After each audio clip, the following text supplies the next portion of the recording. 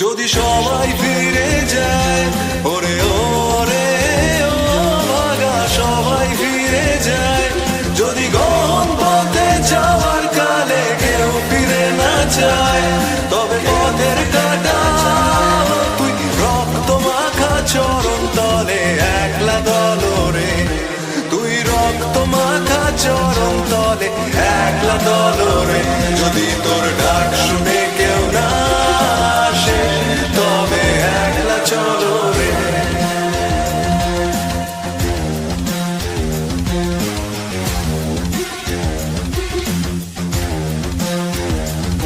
যদি আলো না ধরে, ওরে ওরে ও ভাগা আলো না ধরে, যদি ঝড় বাদলে আধার রাতে দুয়ার দেয় ঘরে, তবে বজ্রানলে আপন বুকের পাঁজর জ্বালিয়ে নিয়ে একলা জলরে, আপন বুকের পাঁজর জ্বালিয়ে নিয়ে একলা জলরে, যদি তোর ডাক শুনে কেউ না আসে তবে একলা চলো রে।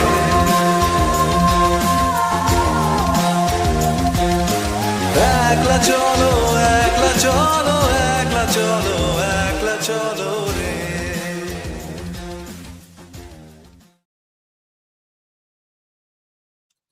Hi guys, thank you for joining the live stream. Let me know if the audio is coming fine. I think it's coming fine, right? We have Bhupenda with us from Navovimarsh. Hello Bhupenda, অনেক দিন পর। Yes, after a long time. আর তুমি কি একখানা করে রেখেছো, আমার স্ক্রিনটা গেছে পুরো ঘেটে। তুমি ওই ভার্টিক্যাল মিয়ে আচ্ছা ঠিক আছে, এটা তো আমি সাইডে দেখতে পাচ্ছি। আর হলো যে okay, the other thing is academic man might also join us, so he may or may not, let's see. And Bhupenda and academic man are bhadro social people who sleep in nice Indian time zones. I don't.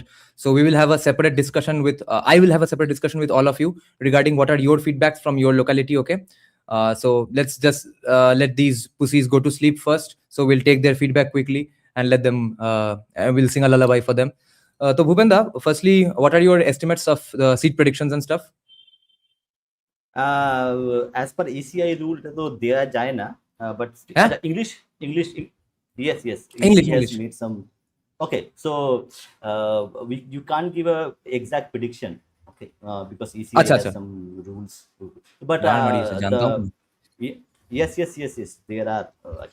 So, but 150 to 170 is the range that we can see. Okay. But academic positive side would be side would be 160 plus would be 150 is the minimal that they will hit the majority mark anyway. So. How many are you expecting from the first phase? About 100 to 120. Okay. See, the way the election happened in the first phase. Okay. MS কিছু বলছে নাকি? Losing mic. Okay. Academic man, rejoin a few times or restart your laptop, see if that can work. So Bhupenda, I also believed it was very possible and plausible that it will cross 100, simply because of the way the election happened and because of the high turnout. I genuinely believe that the high turnout is not just because of the low denomination because of the SIR. Some of it might be because people are fearful that my name will get cancelled out and stuff in the next elections. But nobody is going to people who did not vote for all this time, none of those people are going to come out and vote just to save TMC. So I believe it can easily go up to 100, 110, etc. The only reason I'm sticking to 80-90 is because Amit Shah himself said 100, 110, 120. So if the main politician guy who has the biggest stakes in this says a number, how can we have faith in that number? He's obviously going to overestimate it, isn't it? No, correct. The golden word said by people, like famous people, is that you under promise and over deliver. So yeah, politicians don't do that. No. With what happened in 2021, it's a learning that they have done. So. And how much do you expect in the second phase? second phase, we already did a program, so I have some rough data. It's going to be on 50, 60 around. 50, 60 around. 50, 60. Yes. And do you agree with Abhishek Tiwari's estimate that 34 are simply gone? BJP can't touch those in the South 24 Parganas? Almost, let's say 70%. I agree with him. Whatever seats are there in South 24 Parganas, 70-80% of the seats would go to the TMC because of the demography. 20, Yeah. like here and there, they might get something, but that they are not actually. See, they are trying to get other TMC alternatives to do good in those areas. That's the BJP plan. Yeah.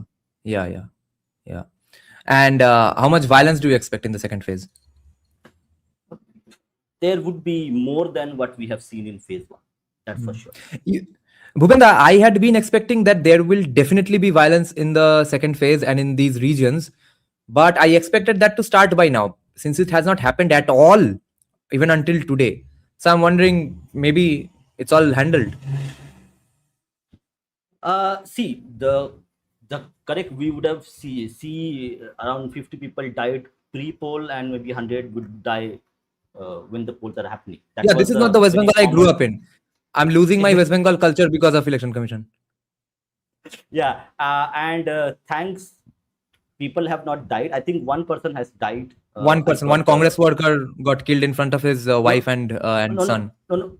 One BJP worker has died just now. Huh? Check X. Yes, check X. Where? I'll give you the post. I'll give you the post. Hold on. Where did it happen? BJP worker in Nogendro Nath Gari was greeted by Daton Mohanpur. Hey Baba. Just now it's breaking. 10:17. Acha. I see. So that would happen, but thanks to this person, only one BJP worker has died. Yeah. And only one Congress worker has died also because of him, incidentally. So, did you follow any Shuman Chattopadhyay live streams in the last few days? Because he discussed something exclusive that I want to tell the non-Bengalis as well about. Not a lot of Bengali media. I selectively watch Sanmoy. Okay. Sanmada and a few others, but not specific to Suman Chattopadhyay.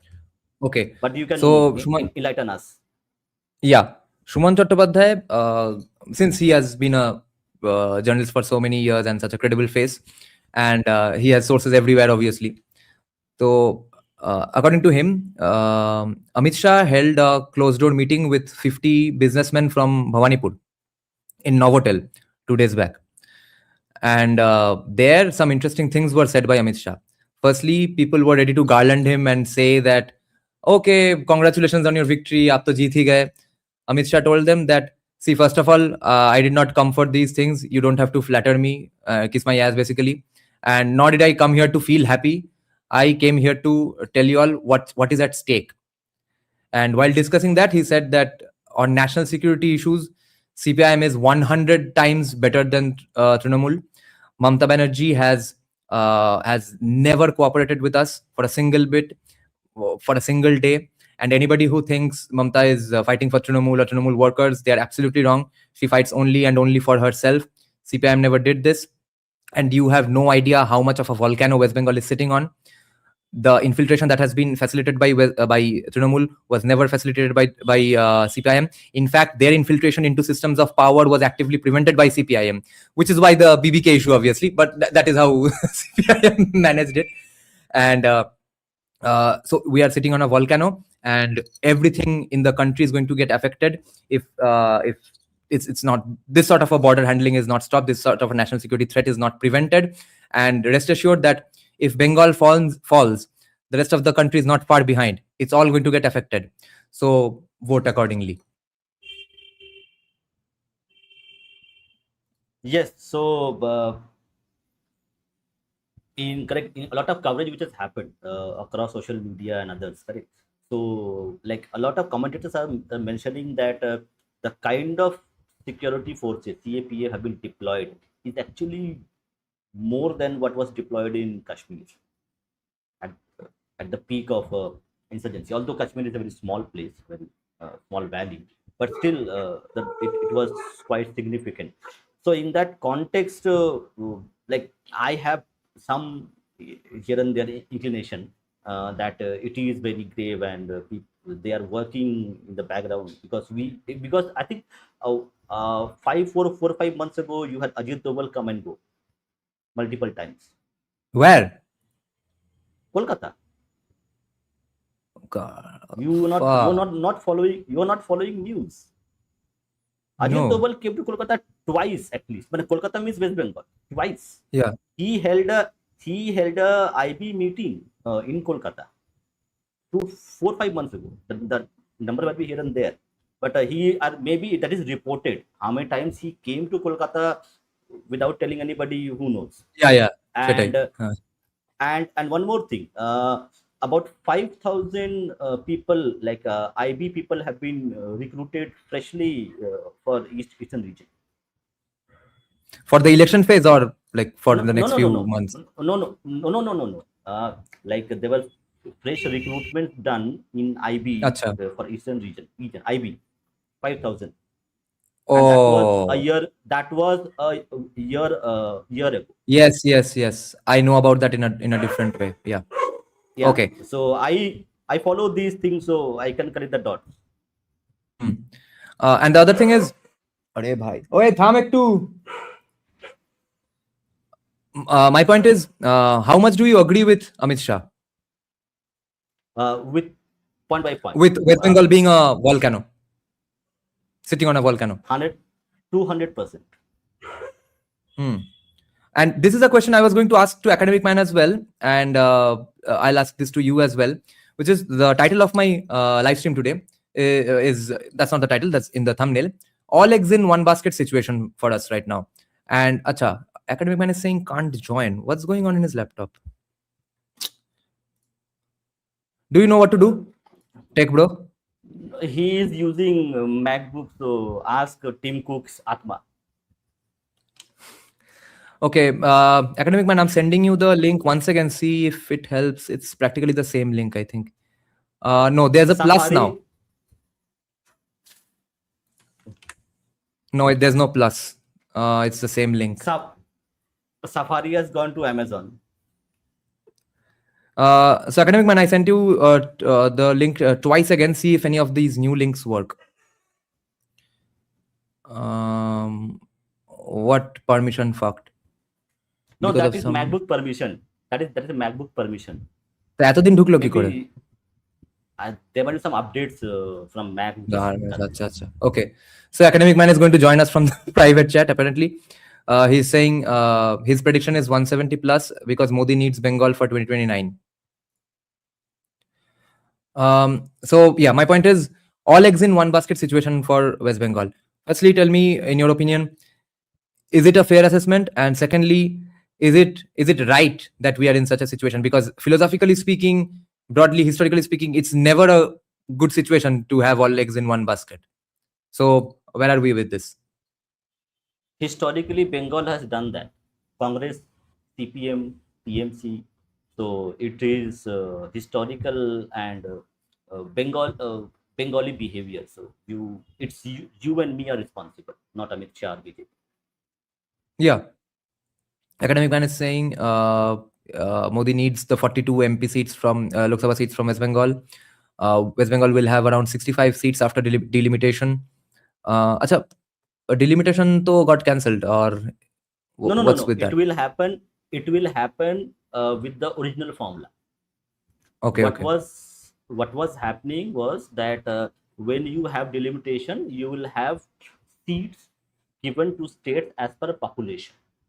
So Vajpayee ji actually deferred that because of South parties protesting, saying this is unfair, we will lose seats and then we will be irrelevant in national politics because of the number of seats UP and Bihar will get.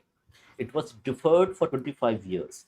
2001, Vajpayee government deferred it for 25 years.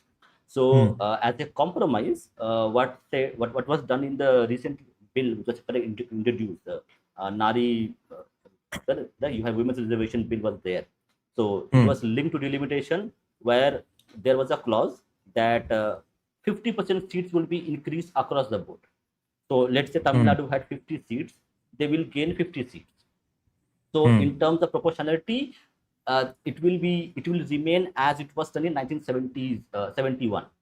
So in that case, the ratios would remain same. Now with original delimitation, the way it was defined in constitution, you will have a disbalance. Like correct, you have in Punjab, in Pakistan, in Pakistan, Punjab is the most populous state and the largest state. So if somebody wins Punjab, they win the center by default. So the Sindh or other regions are irrelevant politically.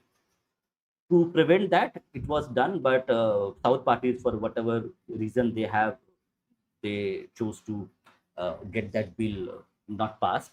So I think there will be a political uproar in 27 when that happens. So they are playing a different kind of game. So it is not politically as bad as it sounds. Okay, Academic Man is adding in the private chat that in 2021, BJP had 303 MPs. In 2026, they have 240. Amit Shah possibly PM after Modi. This is his battle to prove his might. He will need a lot of seats since UP is choked for now. He needs 42 seats. Yeah. Okay. Now, next question is, why are you so confident that Trinamool won't do good? Is it just because of the peaceful elections? So where will the people who are, let's say, genuinely voting, not the chappa, the genuine voters of TMC, can't they make the majority for TMC?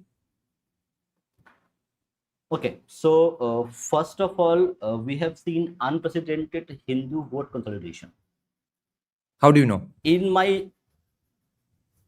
I know that data and other things are there. So we are seeing, so okay, one data is very important. 91%, 93% vote, approximate, 92.8 and 0.2% is the postal and home votes.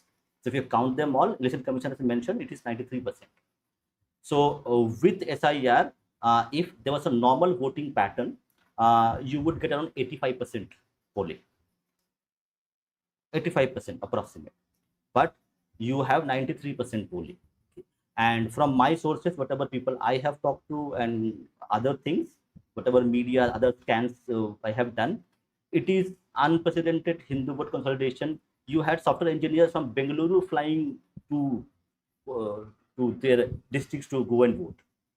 Judhajitda came all the way from Bay Area to vote. Exactly. And if I'm a sane person, so I am thinking that software engineer is coming to vote for BJP, not for TMC. If they vote for TMC, then I am insane and they are sane. Yeah, they are not going to. But other people who are going to vote for TMC have also been brought in hordes who were not brought in hordes in the previous elections because they had chappa to rely on. Okay, because in the flight that I was returning from Hyderabad to Kolkata, I was the only Hindu guy in the entire compartment, except the air hostesses, of course. And everyone was confused as fuck looking at me because I have Muslim beard and I had Madanteshwari's tika. Everyone was looking at me flabbergasted, but each and every one of them were speaking in Bangladeshi Bengali. Each and every one of them were Muslims. Each and every one of them did not have a luggage. By looking at them, I knew they cannot afford a plane ticket. By their behavior, everyone knew that they could not afford plane tickets. They are absolutely poor people who have been given plane tickets to come quickly, vote, leave. And they are obviously going to vote for TMC. How much do you underestimate that factor? Yeah, I know that data as well. But if you see, not maybe equivalent, but a large number of BJP also done the same. Yes. Okay. Yeah. So that wasn't done by BJP in 2021, no? 21 or 24? No. So until 21, nobody really brought their voters from other states. TMC might have, but that I don't know exactly. But not BJP. So that was not done. Okay. So, Rishabh is saying, Hindu vote consolidation has happened because I do talk to people in Bengal, even villages. They give me some information. So it is the data from the Abhishek Tiwari. Correct? I follow him, so he talks data. He doesn't talk about vibes and all those things. Vibes, yeah. So so he's talking data. Data is showing that 50% Hindus voted approximately for BJP in 21, approximately. Hmm. Now, if 60% vote, 70% vote, or 80% vote, what would be the number in terms of vote share? Because how many seats BJP wins or TMC wins is primarily dependent on this parameter of vote share. So 70% Hindu votes, if they are going to BJP, then BJP is hitting the middle. And from all estimates, it may be 75% of Hindus have voted.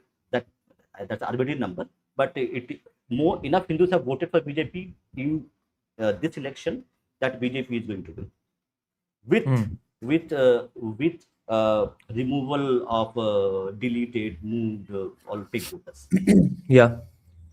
So Now let me. technically, Yeah, go on. you go. So technically and statistically, TMC had a vote share of 46 to 46 something percent. So you can easily cut 5% from that number.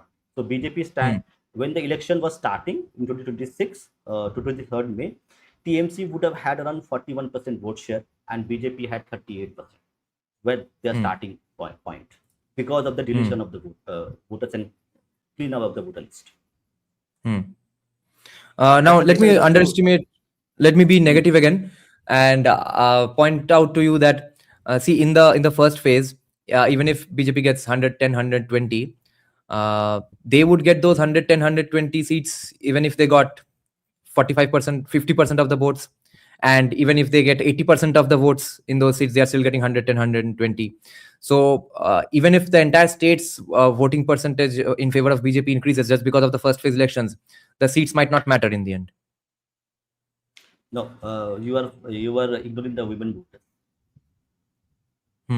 voters. Women voters, the kind of voting percentage, men and women both. So by large numbers, men are going to vote for BJP,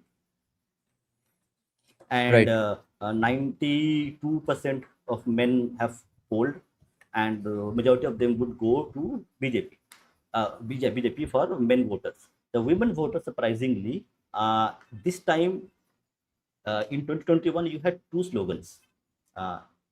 Bangla ke Didi Chai, okay, that was a kind of an emotional pull, and Lokhi Bhanda.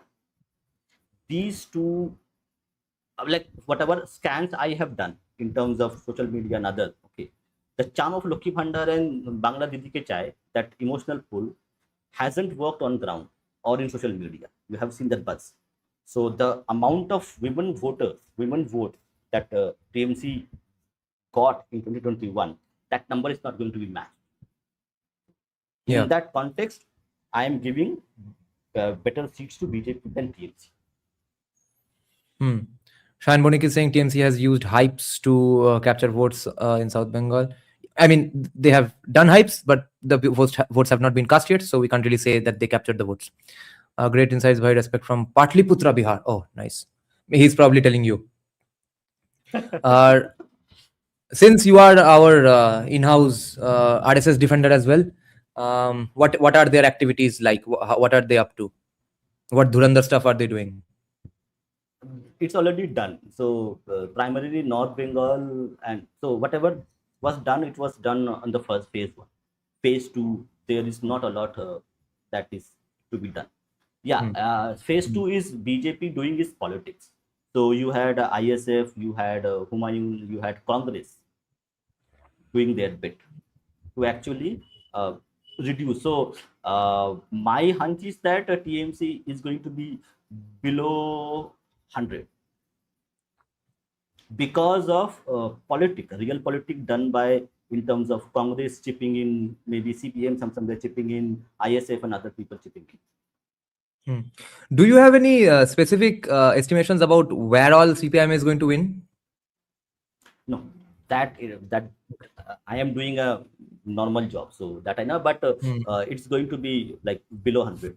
And the politics is great. If you do the scan and if you follow some authentic sources other there, you can make a good guess. I think Jadavpur is the most difficult to predict at the moment. All three have, I think, equally good chances to win. I think Jadavpur would go to CPM most probably. Okay. Now, the only reason I have a lot of hope from Jadavpur, see, because I did not like the candidates in Taligon Jadavpur, but many other factors came into play, regardless of the candidacy. One is that the woman who is contesting from Jadavpur, she worked on her own Sangathan for about 3-4 years. She built it from ground up herself. She was in full planning mode to contest this time. Then what happened is, let's say the cream elite educated middle class who are going to be Bikash Ranjan fanboys, most of them, their kids are not even in Kolkata, and they are not going to come from Bengaluru to vote for CPIM. That's not happening. Their parents are very small in numbers. So if we go just below that economic strata and socioeconomic strata, then the people who are there are devout Hindus who are being carpet bombed in campaigning, or let's say in convincing, by Hindu Jagran Manch. They are insanely active in Jadavpur. So I believe because of this particular group, just because of Hindu Jagran Manch, Jadavpur might be one. Do you have any info on that? I know about Hindu Jagran Manch. They have a strong presence in that area, but I haven't. The districts I have information. Districts, not specific to Kolkata, because Kolkata is anyway irrelevant in terms of numbers. And yeah. How many seats Kolkata have? 5, 10, 6, 12, I something? guess. Oh, no, if you put Greater Kolkata, Howrah, and it is 10, 12 something. Acha. If you put Howrah and other, Yeah. so 10, 12. So Yeah. That is irrelevant. Yeah, narrative wise, it has an importance, but not in terms of stats. Yeah, CPIM never was strong in Kolkata anyway. Yeah, but you are also bit of Chanakya politics. So as we were discussing prior to joining this podcast, that there is going to be a lot of Operation Lotus happening post 5th May, post 4th May. Yeah. So even other parties win here and there, doesn't really hurt me that much. True. Yeah, let's bring that up. The news on the grapevine is that Arup Biswas is in talks with Biplab Deb, and he has it's applied for a position, applied for a job after his party goes jobless on 4th May. So do you have any inhibitions about these things anymore, that, oh my god, why will we take them, etc.?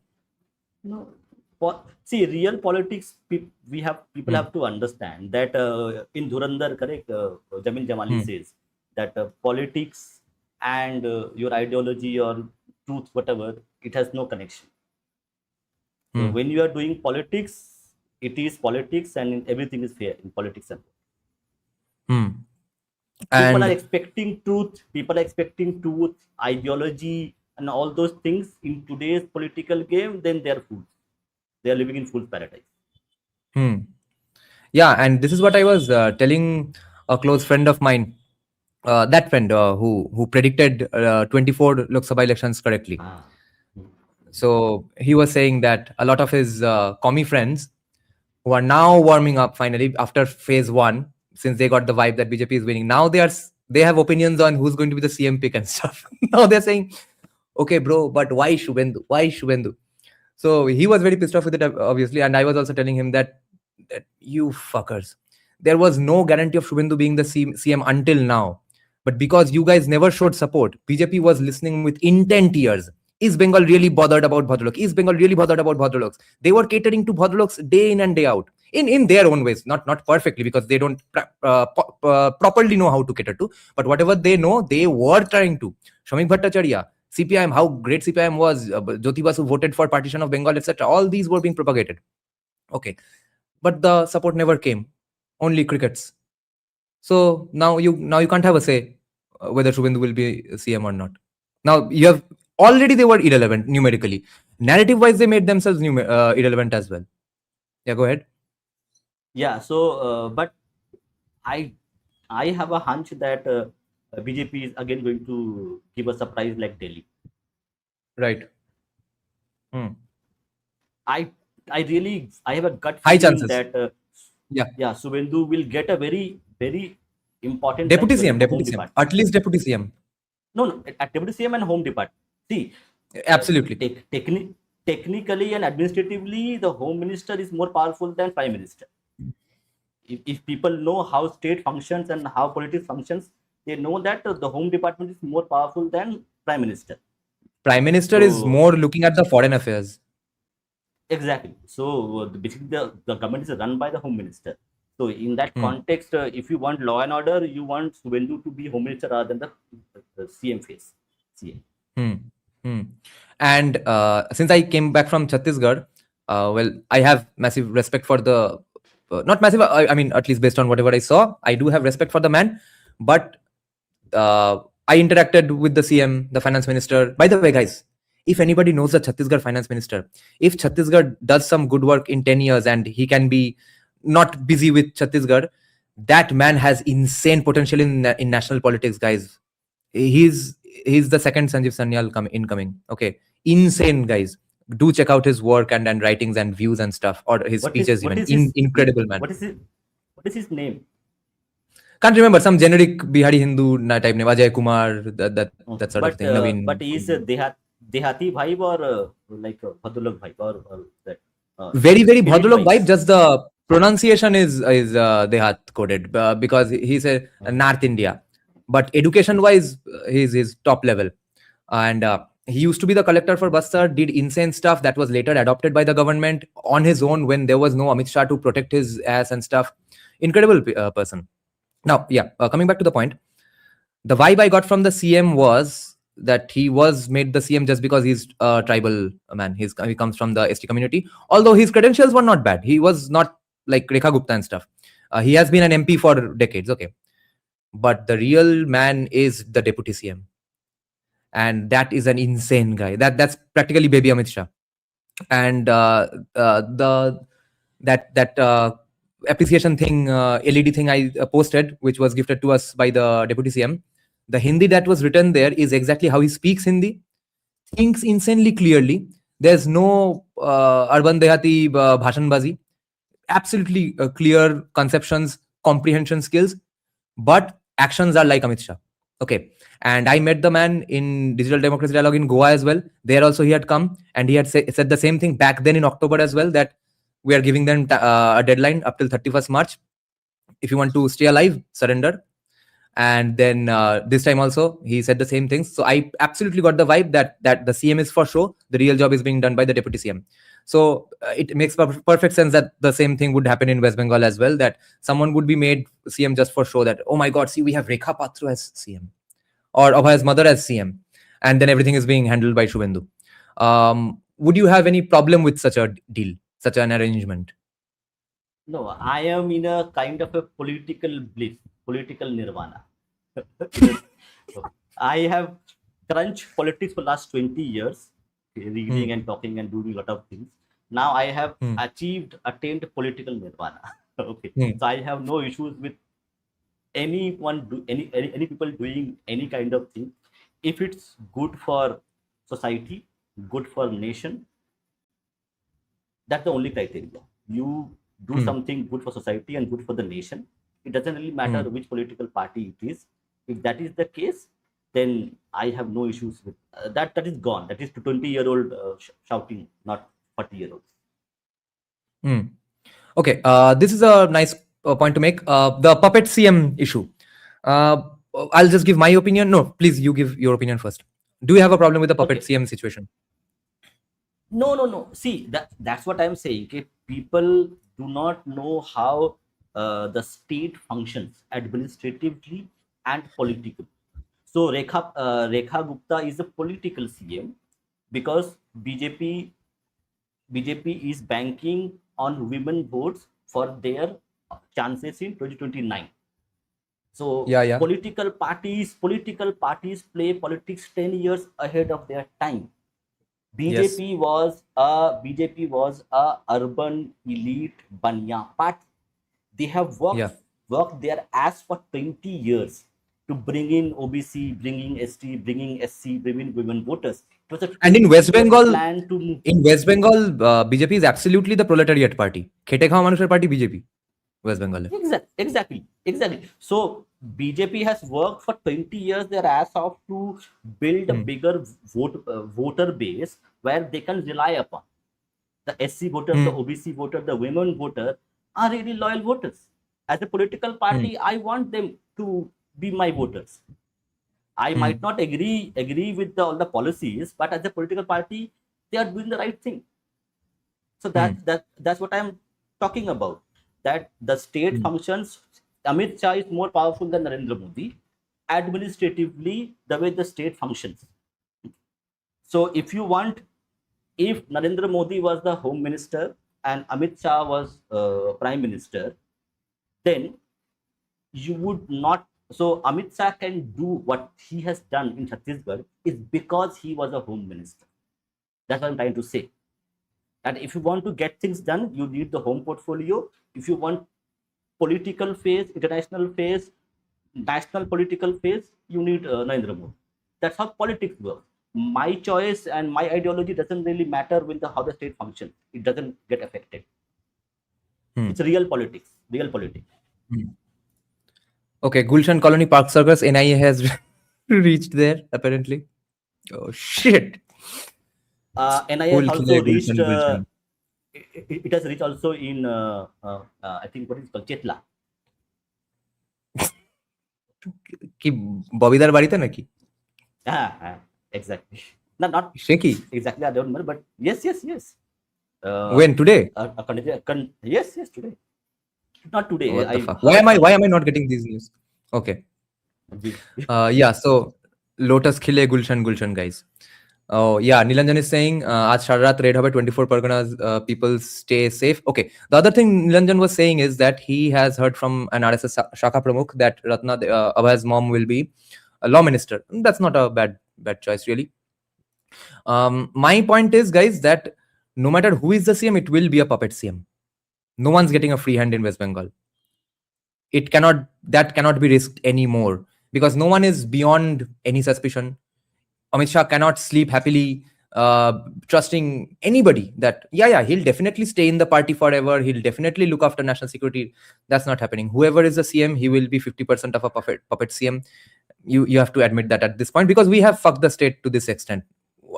We have all eggs in one basket for that reason. We are going to be happy with a puppet CM for that reason. We are going to have to be happy with a non-Bhadralok CM for the first time for that very reason. Because we have fucked things to that extent, nothing else is going to happen. Okay. The other interesting question came here is...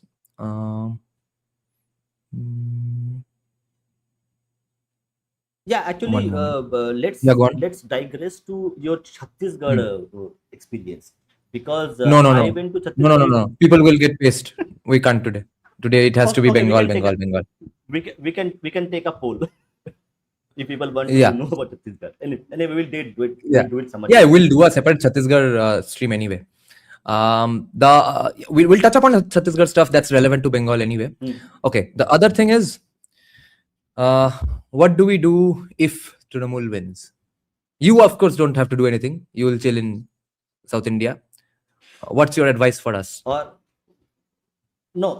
If Trinamool wins, there is plan B as well. I wouldn't tell you what the plan B is, but it is also there. Okay. As you mentioned, guys, as you mentioned in your intro, correct? That Amit Shah has told the businessmen that the state is a volcano about to erupt. So there's also plan B there. I would be very surprised if I won't be surprised if Trinamool wins. I will be very surprised if Trinamool is in power for the next 5 years. That's, I think, even the worst case scenario is that Trinamool does win, but even then it won't. Yeah, go on. I can tell you that there is plan A, there is plan B, there is plan C. Every scenario has been chalked out. See, optics are very important. The way you see things. Okay, I have learned a few things, which I might not be correct every time. When you see a 6-7 ton armored car roaming in the rural Bengal, that shows the intent of the state. the car which is the armored is called correct armored vehicle. The armored vehicle which is supposed to be there in Kashmir or Chhattisgarh or Northeast, where you have Yeah. people shooting each other, literally a Yeah. disturbed state where people don't know whether they will live tomorrow or not. If those kinds of vehicles are seen in the rural heartland of West Bengal, then you need to understand what the state intends to do. Now, CRPF will be there for 2 months. That 90 is, I days, think, 60 days. 60 or 90 days, something. 60 days. 60 days. So that 60 days is a very specific and mysterious number, according to me. I think that's the window for Operation Lotus. Yeah, so there, that's what I said, that there is plan A, there is plan B, there is plan C. So all things have been chalked out long ago. Nothing is left to chance. Dr. S. Dattas, I'm not taking your question on the screen because it's FIR territory. If Trinamool wins, it's death territory. But other than that, you are saying that I want Sanjeev Sanyal as finance minister. Guys, I know you all are saying this because you all are absolutely fans of Sanjeev Sanyal. But I have one question for you guys who say this, because a lot of my viewers, my friends who are all fans of Sanjeev Sanyal, who say this, how can you all not fathom the fact that it's a very, very big step down for him career-wise to be a finance minister of a broke fucking state? He would at least need to be chief minister if he has to be involved in West Bengal. How can the chief economic advisor to Narendra Modi for all these years, such a gigantic public profile, historian, economist, how can he be a finance minister under a chief minister who's going to be under Amit Shah? It cannot happen. And Swapan Das Gupta as CM, I don't think so. Maybe as even that might be a surprise. Swapan Das Gupta CM and Shubhendu deputy CM. But Swapan Das Gupta, I think will get. It's just my hunch that culture, education, those ministries might be saved for Swapan Das Gupta. You have any thoughts on Swapan Das Gupta, Bhupenda?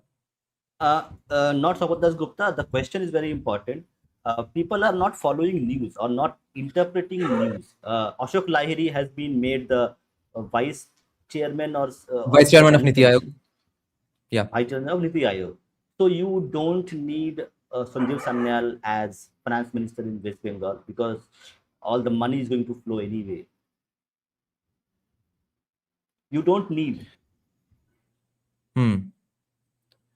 Okay, this one I just know that he said. Yeah, go on. Okay, it means that Ashok Lahiri is going to be the de facto finance minister sitting in Delhi if BJP wins. Yeah, and Ashok Lahiri would not need to be kept in check because Ashok Lahiri believes in the way of economics with which BJP completely agrees. He's in perfect sync with them, according to me. So exactly. That would work out very much to BJP's comfort, I think.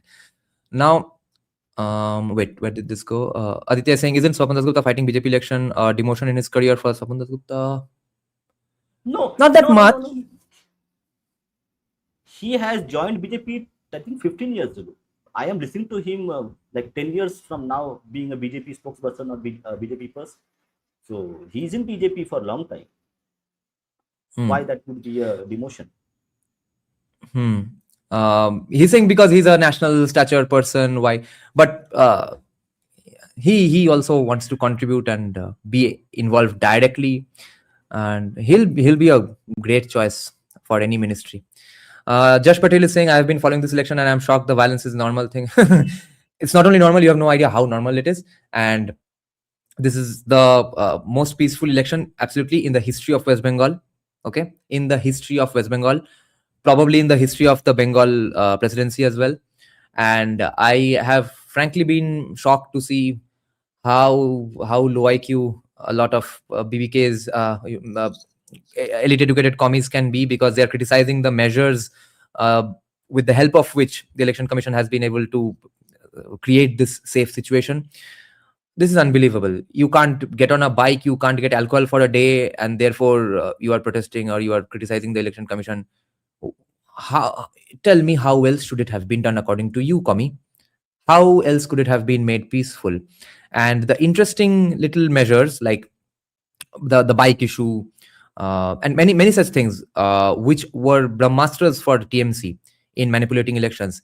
Each and every nook and cranny of those things have been researched, and they have been countered by the election commission. There was no other way to execute this situation in this fucking shithole. Okay, there was no other way. I am all for libertarianism, but protection of life, liberty, and property in West Bengal cannot happen without such heavy crackdowns. That's where we have gotten to. What can we do now? Bhupenda, what do you think what will be the vision of Shubhendu? How much of badla? How much of encounters and Uh, bulldozers and stuff?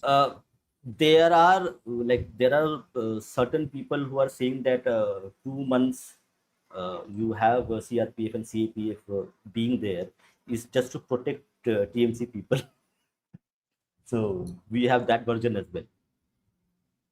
So This is the yeah, question. but there would be what? Okay, what do you guys think about the immediate instant aftermath in both ways? See, What happens if Trinamool wins? What happens if BJP wins? in both ways, there won't be a lot of post-poll violence, which we see in 2021, both ways, because that's why we have 2 months, they have kept it as a kind of a buffer. But there will be sporadic violence here and there. But with all the measures being taken, I don't think there will be a lot of, there will be some violence in pockets where you have a special community being there. But apart from that, it will be a peaceful election compared to what used to happen in Bengal. And I think that this election is not between Modi and Mamta. This election is between Modi and CIA. This Mamta is completely pointless here. Mamta, who was in favor of border and national security and stuff, could not have become such crazy on these issues for no reason. She did come to power with CIA support because Sonia Gandhi. Okay, I should not say that. I'll get sued. I believe my hunch is, and people have said that she came to power with CIA and Congress's help because Congress got fed up with CPIM because of fucking with the nuclear deal and stuff. Out of the blue, Mamta becomes relevant. She was a complete joke until CPIM walked out of the nuclear deal. Since then, she has had CIA's blessings on her. Since then, she has been unfuckwithable because of CIA's blessings. And now that Modi has pissed CIA off enough, okay, they are not going to take USA's side clearly and hard on anything. So the directive to CIA's daughter has been that don't cooperate on anything, don't let any development happen, or else we'll see what happens to you. You'll see what happens to you. And therefore, keep the borders open. Do not cooperate on the border issue. It all makes sense if she's CIA's propped up, co-opted person. Now, therefore, this victory against Mamta is going to be epic for the national security and geopolitics as well.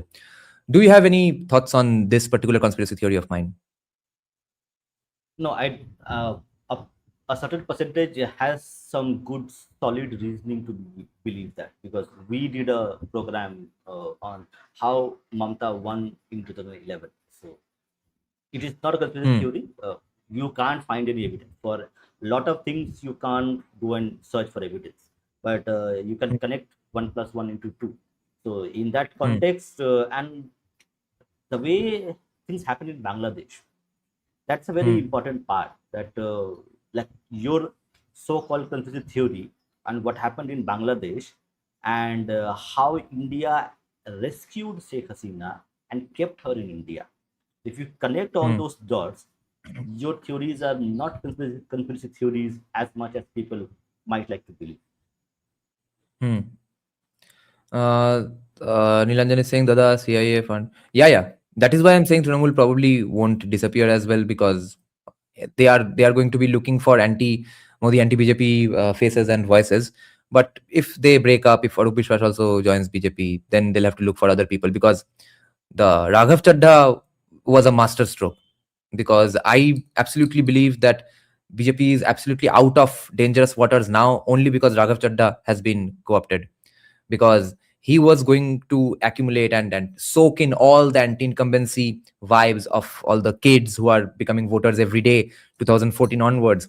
And they do not know much history. The ones who do not know much history, who are very, let's say, smitten by Rahul Gandhi's delivery, mannerisms, vibe, physique, and stuff, skin tight T-shirt and stuff. All of them were going to, let's say, coalesce Congress into somehow making Raghav Chadda the face, and he would be not PM at least, but he would be the reason why BJP would be weakened. But it has been a masterstroke because the stuff Raghav Chadda was saying. Again, of course, I'm now finally old enough to not care about those empty, nice sounding promises anymore, because I know the only time anybody in India says genuinely awesome things is if they have nothing to lose and are not going to come to power anytime soon. That was Arvind Kejriwal. Now it's Humayun Kabir. A viewer of mine kept saying that, oh, why aren't you covering Humayun Kabir's party, JUP's manifesto? Do cover that. There has been such development promises and stuff. I don't believe that shit for 2 seconds. He's not coming to power. That's why he's saying those things. And same with Raghav Chadha. Now, the kids obviously do not know that. I, of course, bought Arvind Kejriwal's Kool-Aid as well when I was a kid. And Raghav Chadha was absolutely on the way to do that. And that has been nuked. And CIA needs another person now. If Mamta loses, Raghav Chadda is their bitch. Now, who does CIA prop up? You have any thoughts on that, Bhupenda? Let me give you some political forecasting. So you have one nation, one election coming up, and that requires two-thirds majority, a constitutional amendment. And for that, BJP needs a lot of people to make that happen. So Raghav Chadda is one little step in that front. There will be many things happening before 2029, because I think delimitation and one national election might proceed with that in that context. So there would be a lot of other parties who would be doing a lot of shenanigans to hit that number. Aditya, two-thirds. Aditya, you are actually right. I did not explain myself correctly. I don't mean just CIA. I practically mean deep state, which includes business interests, bureaucrats, significant nation heads, and people behind the scenes, intelligence department officials of all significant countries all around the world. And they have lobbies inside them as well. And they have their lobbies inside all parties here as well. So I do agree with you absolutely. So yes, CIA hedges both sides. But at the moment, there is only one side who is not listening to their demands of supporting them in these wars and stuff, and maybe a bunch of other things that we do not know of. So they need to be taken out according to them. And for that, right now, it's practically Modi versus CIA. It's so if someone asks me, is Madhu Kishwar's are Madhu Kishwar's accusations correct or not? Do I have an opinion on this? I believe you do not come to power in this world, in any country, in any state, without the consent of the deep state. I refuse to believe that. Nobody, no matter how saintly you think the person is, if he is successful politically in his country or state, he has the blessings of the deep state. It's not going to happen without that. The point is, do you at any point have some patriotic ethics and responsibilities or not? And apparently, it seems Modi does. So he has definitely pissed off a lot of people who did not think he will piss off. So there lies a huge problem. Yeah, look at the number. Look at the numbers. 2014, India was 10th in terms of GDP rankings. 2026, it is 4th or technically 3rd. He has done what was required. This is an interesting point. So, what's the scenario if TMC loses? CPIM and Congress plus ISF, AIMIM, Naxalite left will take charge and replace TMC. Absolutely. They are TMC right now anyway. Basically, CIA, Deep State, China plus Muslim. Yes, exactly. That is the situation going on right now in the country anyway, with much more subtler means. It's going to come out in the open after TMC loses. What's the political scenario in Bengal according to you after TMC, if TMC loses? If TMC loses, the first priority is to actually defang the opposition, because it's a national security threat. So that's why I said symbolism needs to be understood. That 6-ton armored vehicle is a symbolism of the state. So as you can correct, Operation Lotus will continue for some time. So it's not going to be immediately, but Operation Lotus will continue, and you need to have 15 years of BJP to actually fix the shit which was done by us, by our own methods, to fix all those things. Abhishek, your answer lies in your question. Why did he not stay in power more than 5 years? And because he also pissed them off with Pokhran. Why didn't Pranab Mukherjee become the PM? Okay, all of those things.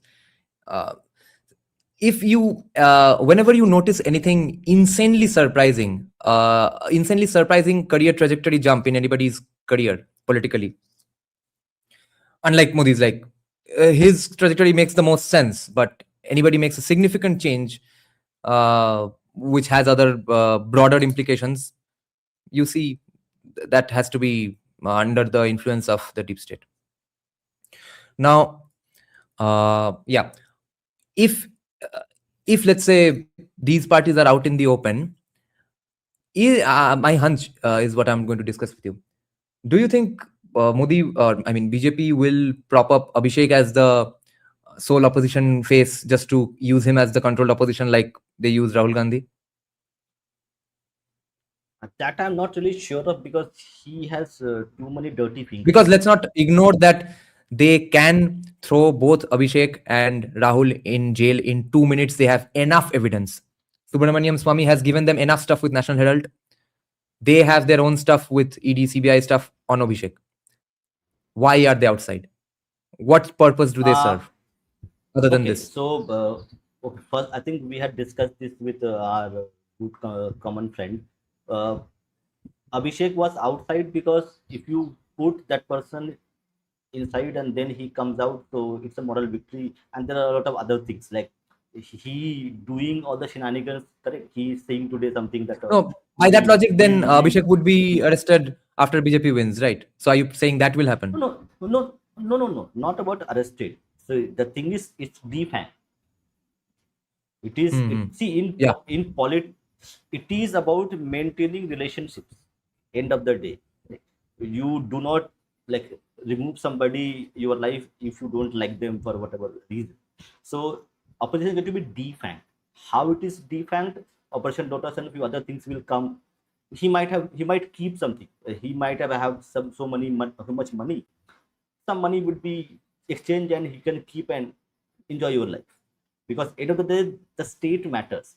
One individual, if you let him go, even let's say I'm happy Abhishek to go, Baibu to go. Okay, go and enjoy your life somewhere else. The state matters more than one individual. So in that context, defang is required. You cannot, as you mentioned, we cannot have another Mamata Banerjee rule for 10 years. That is impossible. Then the nation can't afford it. Yes, nation can't afford it. So in that context, defang will happen. Operation Lotus and other things will happen. And end of the day, there will be some compromise. Politics is not some Durga Puja where you are doing mantra. People need to understand that part. You can't do politics like that in India or anywhere else for that matter. If the party is doing good for nation and society, if the party is doing something for the nation and the society, and you can see it, evaluate it from your end, is it good or bad? I agree with you on Budhate Bhattacharya that he had good intentions. That I have no doubt that he had good intention. Yeah. But principally, I am against when somebody tastes blood. Budhate Bhattacharya was a very good. What happened in Muridjhapi, correct? He knew, correct? Budhate Bhattacharya knew that what happened in Muridjhapi and other places. Correct? Yeah. But because of his ideology, I disagree with him. That once you like kill a bunch of people and you stay silent for so many years because of politics, then you can't become saint one day just because you build one factory. So that's my principle. But you were defending realpolitik all this while right now. That he was also doing realpolitik. No. This is my principle. I am not a politician. I am not a politician. I am doing this. Okay. I I am doing this as an individual. That I'm saying. Individually, I do not like Yes, that yes. thing. That's why I'm not doing politics. Individually, I said okay, he was Hmm. working with Modi to do good things. As a Hmm. as a communist person, I don't like him. Okay, Yeah. and I'm not going to Yeah. do. That's Yeah. my personal individual choice. So that would be there. So, but I'm happy Yeah. doing Raghav Chaddha what he's doing. Let them do. I don't have problem. Anyway, correct, my Hmm. individual thing doesn't really matter. But as you Hmm. principally stand for libertarianism, Hmm. so you would Yeah. always want libertarian policies to be adopted by the state, but still Yeah. you will disagree and criticize Modi's policies, and that's your Yeah. right. Same way, Yeah. everybody will have the right to have that principle because you are not into active Yeah. politics. If Yeah. you Yeah. are there, I were there, then you would have that liberty to do that liberty. Yeah. Yeah. Okay. Serious is asking a serious question. Don't you think about talking about Abhishek will make you fall in trouble? Yes, but I've crossed that Rubicon August last year anyway. So if TMC wins, whether I talk about Abhishek or Satyajit Ray, I'm going to be in trouble anyway. All bets are off. August Zero is saying, after West Bengal, I'm very worried about Punjab. Yes. Virasat Punjab and other separatist movements are on rise. Yes. Raghav Chaddha isn't a mass leader. Yes. And this Amritpal Singh will cause long-term problems. Do you have any thoughts on this? Yes, Punjab is being actively correct. See, Raghav Chaddha is Punjab. Raghav Chaddha I is see. Punjab fixing problem. Right. So Yes. Someone is Dante Devil is saying something that also I can't put on the screen. I've not crossed the Rubicon to that extent, but yes, it makes very much sense that okay, exactly what Nitai Paul is saying as well. BJP will need Trinamool alive. BJP will need Abhishek to be the LOP face, I think. Or although if it's a Muslim LOP face, they might have political benefits because of polarization and stuff. If they have a crazy Muslim guy representing and saying kafirs, fuck off, etc.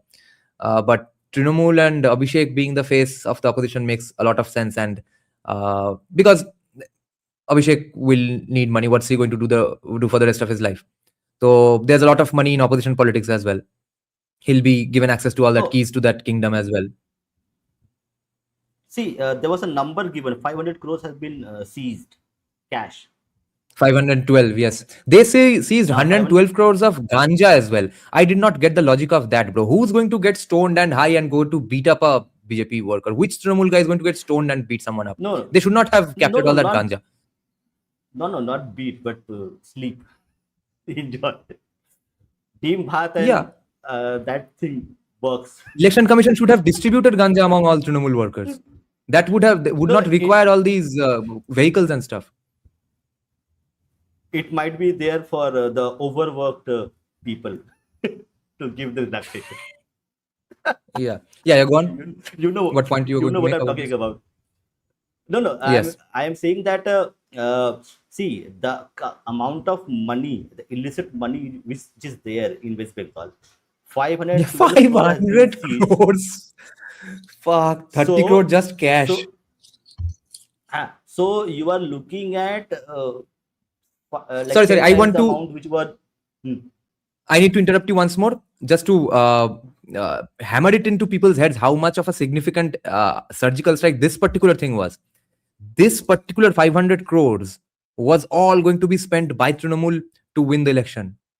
Their personal purse, kitty bag, piggy bank has been absolutely demolished by Election Commission. This is an insanely significant surgical strike. Yeah, go ahead. Yeah, so like 10 times would have been spent.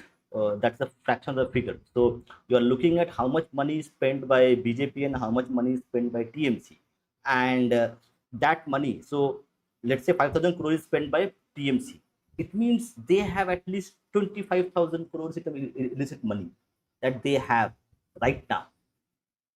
So you are looking at, so that's what I'm saying, that you need to define, correct, that illicit syndicate which runs West Bengal, literally.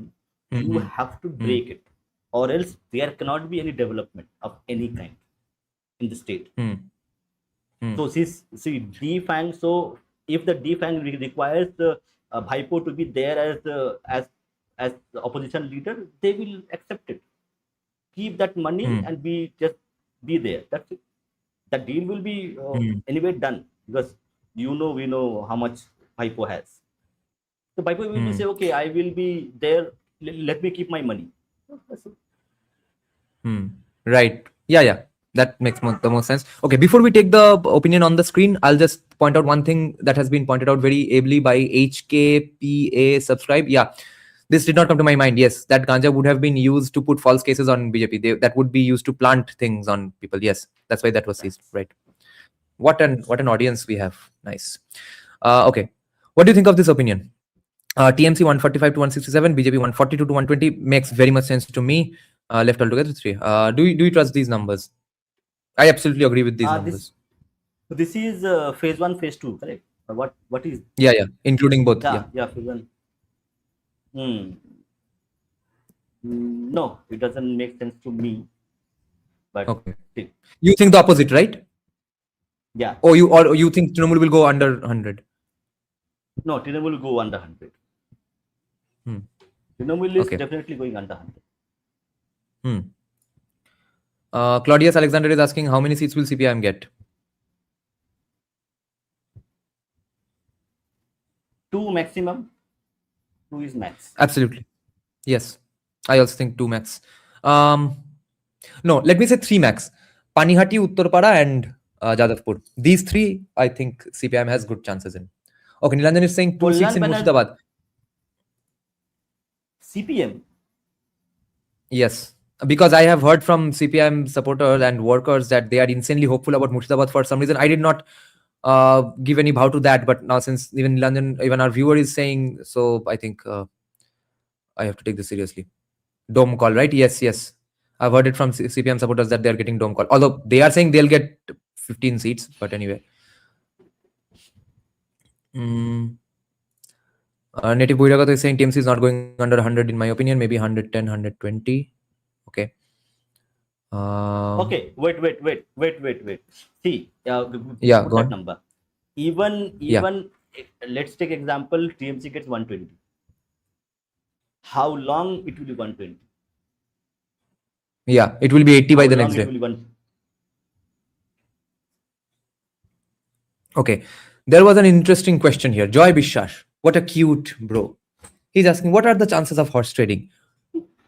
How much percent do you want? We can't go above 100% mathematically speaking, but if it was possible, that would be the number. This is going to be the biggest, most epic horse trade of all time. Panihati Kolotan vote cutlet TMC. Yeah, female voter is with BJP. I I do think the game that CPIM played yesterday does matter. Baranakate TMC. Yeah. West Bengal elections analysis by College Street, Kolkata. Dada, I'm going to rewatch this entire live stream since I missed it. Thank you. We are still going on. You have not really missed it. Okay, guys, tell me your predictions from your regions. Mention your constituency or even district, please. Okay. Give us estimates from these specific places so that we can do a ground survey sitting in our AC rooms where we are elite and privileged and we do not know anything about the ground. I Okay. don't have AC. Because you are on the ground, you are the RSS guy here. What game did CPIM play? Rishabh, yes. You have to therefore give it to CPIM Rishabh how successful they were at it. Even with, this is the point of ideology after all. This is the problem with ideology. This is also the good thing about ideology, that the loyalty that they attract from their folks helps them achieve these things even today, without any money, without any MLA seats, without any ground sangathan support, etc. All the things that people criticize BJP for not having, CPM has none of that as well. And yet they absolutely demolished BJP with this insanity, which is Abhaya's mom was campaigning in her constituency. A random Toto carrying a bunch of CPIM flags and doing some CPIM bhashan was passing by. Abhay's mom gets a little worked up and points to them and says, Ami dhikkar janai eder. Just said dhikkar. Okay? After that, we do not know what happened. Camera stopped right there. A few hours later, CPIM says Abhay's mom was instigating violence. She called for violence. She set the dogs, BJP dogs, on them. And because of that, a father and young daughter got beaten up. The problem is, firstly, she did not instigate it. She said dhikkar. Secondly, a lot of people after who are getting this counter now, at least from me, that it was just a dhikkar, bro. How the fuck was that instigation of violence? They are saying, no, but they still got triggered. It's not anybody's father's road, etc. Yes, they also could have shouted dhikkar to you, ma'am, same to you. ये बोल के चले जा सकते थे. धिक्कार से कौन सा वायलेंस हो जाता है भोसड़ी के, और होता है भी है तो वो धिक्कार बोलने वाले का क्या गलती है. Secondly, the father and daughter who got beaten up, I did not see a single scratch or even crease or crumpleness in their hair, face, clothes. Thirdly, zero footage of the incident. Zero cameras were on when this attack was going on. So they passed by that very crowded place, immediately went into a blind alley where nobody was there, and out of the blue, BJP fat uncles came and did a guerrilla blitzkrieg attack on them. So they did not get time to record it. Nobody around them also got the time to record it. So we are supposed to believe this. But there was one channel, Bengali channel footage, probably from News 18 Bangla, who played that on loop, and it went viral on Facebook. Nobody heard what Abha's mom was saying, because the first half of that clip only had the audio of the news narrator, news anchor, alleging that she did these things. And everyone jumped to this because commies are anyway pissed off with her for joining BJP. They just got the nudge to go full anti-Abha's mom today.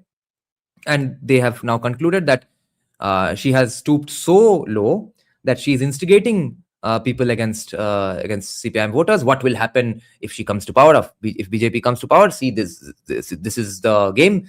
The writing is on the wall. BJP is going to do the exact same evil things that Trinamool is doing, based on a complete lie. And this game has been won by CPIM. It may not matter in the elections because those Bhadrolok Bhalokaku voters are not that high in number. But a lot of those votes were going to come to BJP simply because of spite against Trinamool. They are not coming anymore, unless it's maybe somehow countered by tomorrow. Let's see. Shubhendu bolche TMC councillor fake finger. Yes. Today Shubhendu has alleged that fake fingers have been bought to put that. My prediction is BJP 110, 115. Yeah, makes sense. Pakura Purulia, TMC will get 0 seats. Is that so? AJ, ground connection, bro. Bhupenda, do you think TMC will get 0 seats in Bakura and Purulia? No. They will get some seats.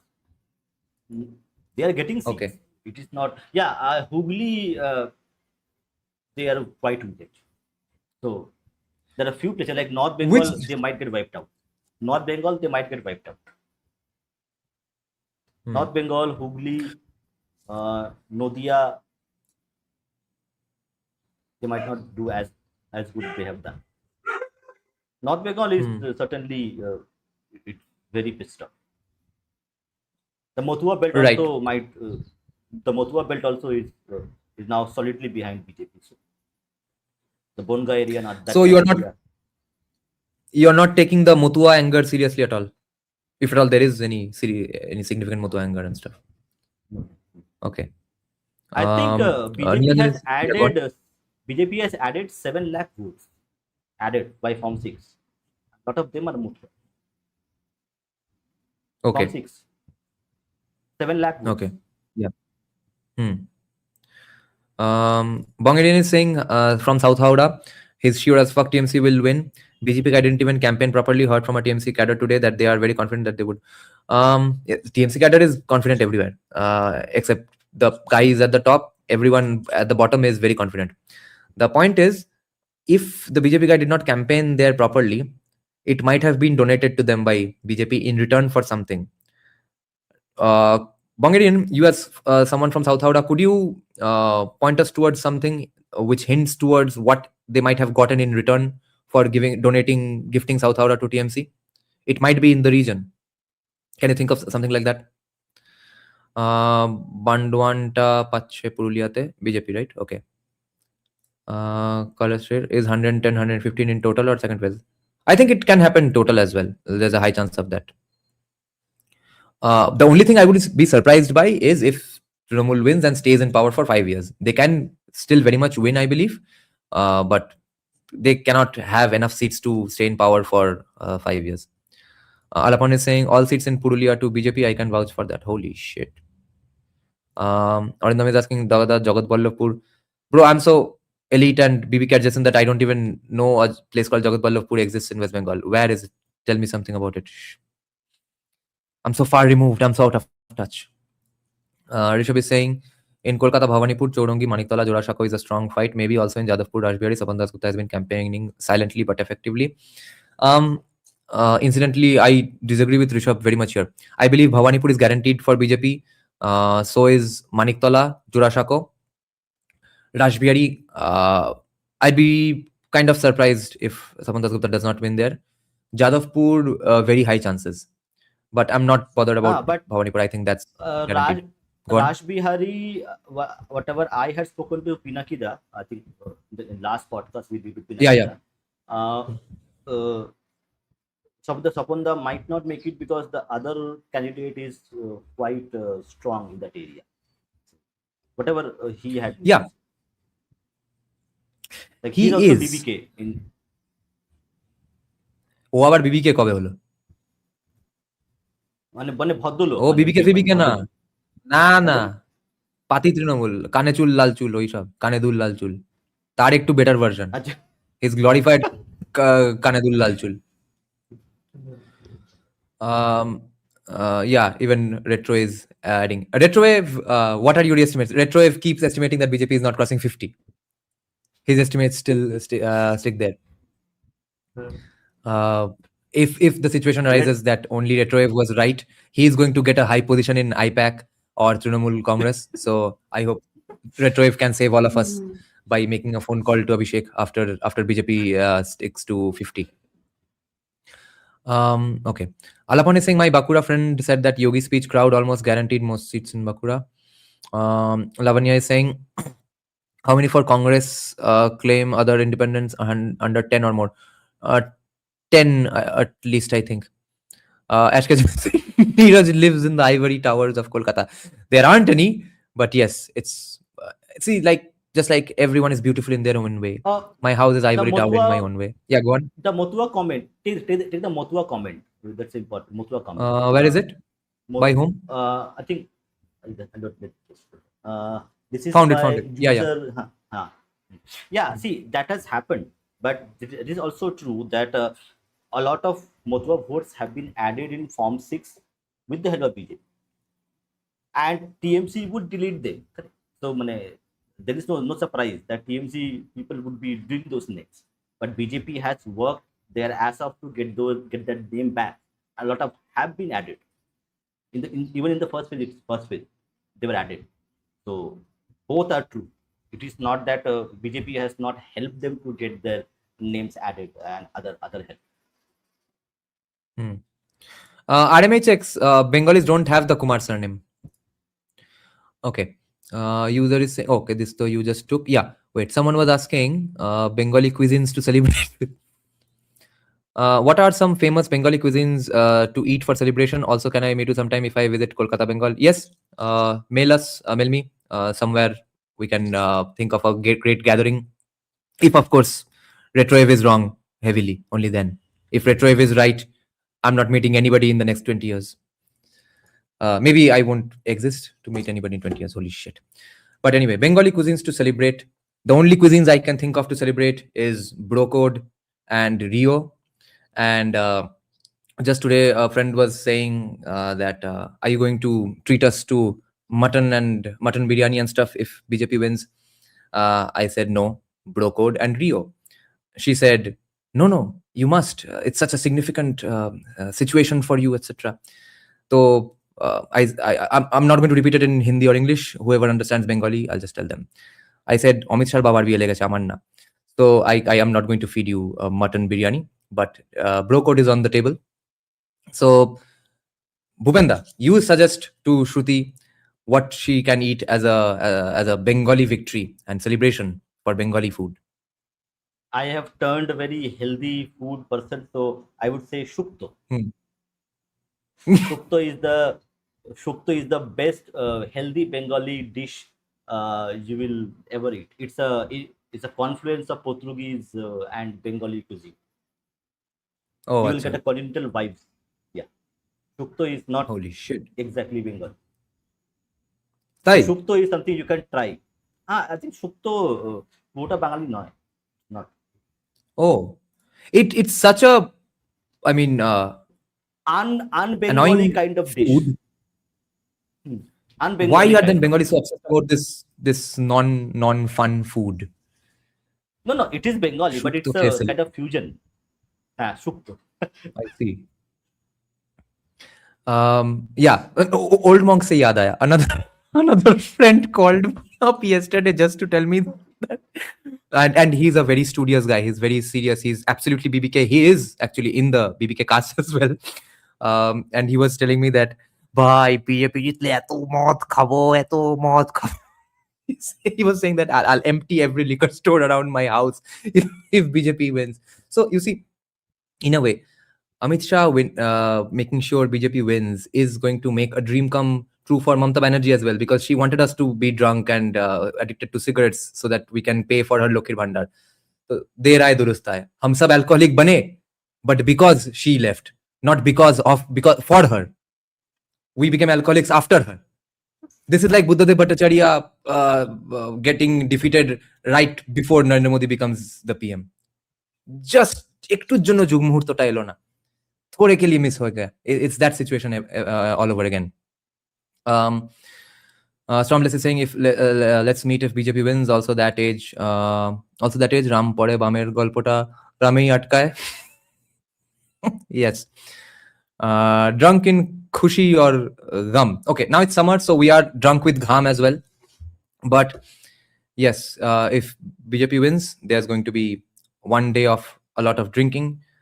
Day 2 onwards, I'll be bothered about having a significant non-Dehati voice in that ecosystem, making the best of the CSK Vanguard project, and ask around to the significant people I know, what is the roadmap to finally having a Bengali lobby, a pro-West Bengal lobby in Delhi? Because now we need that. And now is the time that's most ripe for that, because we have Ashok Lahiri there, Sanjeev Sanyal there, and we are going to offer 42 to 65 seats to BJP in 2029. Now is the time to ask for anything we want, because we need a lot of stuff now. And Bengali lobby that's time tested. That's not dependent on BJP. So I'll be asking around and finding out how to have that lobby, whose connections are so strong, who build man-to-man connections to such an extent that even when BJP goes out of power, they'll still be respected. I'll try to I'll try to find out how the Tamil Nadu model can be replicated in Delhi. I'm not going to be the one doing it, of course, but I'll try to find out and push people to doing that. Bhupenda, what are your plans if BJP wins? My plan, I am in far away from Bengal and probably be here for some time, depends on. My plan is to actually connect with the local right-wing ecosystem here to actually convey the core problems of Eastern region and West Bengal specifically. Because most people outside West Bengal do not know what West Bengal politically, socially, and otherwise. So I will try personally in whatever way possible to convey that these are the issues which needs to be dealt with. I'm going to meet a few people very soon, significant people in the right Shayantan, ecosystem. Okay. Shayantan, the problem I ran into with this Kalbhairavashtakam project is that since it's so broke-ass state, I could not find actors and actresses who would be ready to train in the martial arts I required them to train in for 2-3 months, and below at least 1 or 2 months of training, I'm not going to shoot that horse shit for such a significant project. So my initial plan was that I'll connect with the influencers I know in Maharashtra. My second plan today, which is right now my plan A, is that I'll get in touch with the Chhattisgarh government as well, because they are looking to do a bunch of stuff. They want tribal involvement, locals involvement in all sorts of art and culture and stuff. So I'll probably do it basing it in Chhattisgarh, and I'll only involve people of Chhattisgarh and the tribals of Chhattisgarh in the video, because I'm not going to be able to pay someone to go to martial arts training. It's not that kind of a budget. So I'm not finding anybody who's ready to go for training for martial arts even like 2-3 days a week, leaving aside other jobs, because the work crunch situation is that high. But since a lot of stuff in Chhattisgarh is state funded, I mean, everything is state funded, everything is police run in Chhattisgarh. They handle all the nice things and the rehabilitation things absolutely through the police, because they are also not taking any risks further that, okay, let's give them a bit of free hand and maybe you'll run it well.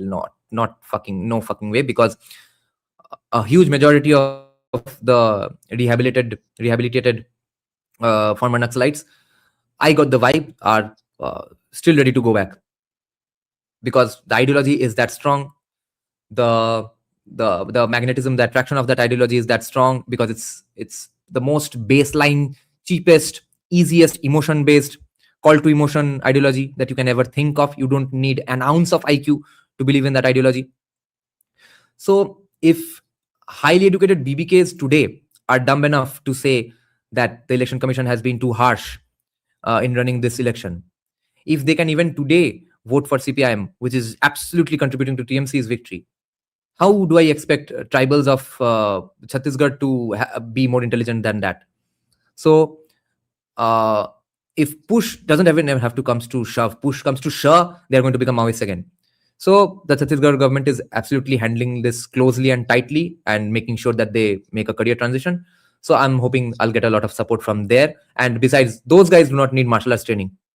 The best thing I liked about the Chhattisgarh tribals, and the key difference I saw between Chhattisgarh tribals and Bengal tribals, is that Bengal tribals, I think, have had to integrate, and in a very topsy-turvy way. So they are not very sure whether to be proud of their tribal identity or to integrate. They get a lot of state funding to save their culture and stuff. But on the other hand, every time you see them perform their tribal dances and songs and stuff, you'll feel like running away from that place, because they are so annoyed and so bored in doing that dance and doing that singing. Everyone is Besura. In Chhattisgarh, the tribals were absolutely overjoyed performing in any spot for us. Okay, they genuinely seemed like they are having a nice time performing that stuff. Okay, so and their clothes are awesome. They have that horns thing on their head, which is a very Viking vibe. If I get all of that captured for a Kal Bhairav Ashtakam shoot, is going to be insane. And after coming back from Chhattisgarh, I actually checked out the song, the lyrics, the translation of that song, Baila Dila / Jadu Bastar, of whose live performance I had posted. That song has completely taken over Chhattisgarh right now, because it's sort of their song now. Finally, a song that talks about us, and in a modern way. It's a beautiful alt rock, pop rock composition fused with proper pure tribal folk. Now, the first 4 lines of that song is, Danteshwari is my mother, Bhairav is my father. Even though I did not see a single Bhairav temple, no one even mentioned it, but this is where Rajarshi Nandi is so right. You see, Bhupenda, even that Bhairav used to be that common. He just became uncommon later on. Out of the blue, I mean, there's no mention of Bhairav or Kal Bhairav anywhere in Chhattisgarh. And that song starts with the line, Danteshwari is my mother, Bhairav is my father, the Dantewada forest is my brother, and Indravati is my sister, and I, as a young tribal boy from Bastar, welcome you. What beautiful lines. So I'm hoping to achieve great things with that place, and hopefully we can have a counter to Tollygunj from there only, because intelligence levels are practically the same right now. So let's see, maybe we can end Tollywood completely. Tenohika Banzai is saying magnetism ki ache bal Naxal there. Bro, the same magnetism that any commie in your batch has for soft Naxalism. The soft Naxalism is that गरीबों के लिए कुछ करना है, गरीबों को खाने को नहीं मिल रहा है, हम क्या टेस्ला की बात कर रहे हैं, etc. एंड उनके लिए है कि हम गरीब काहे हैं बोसी, क्या अभी गोली खाएगा?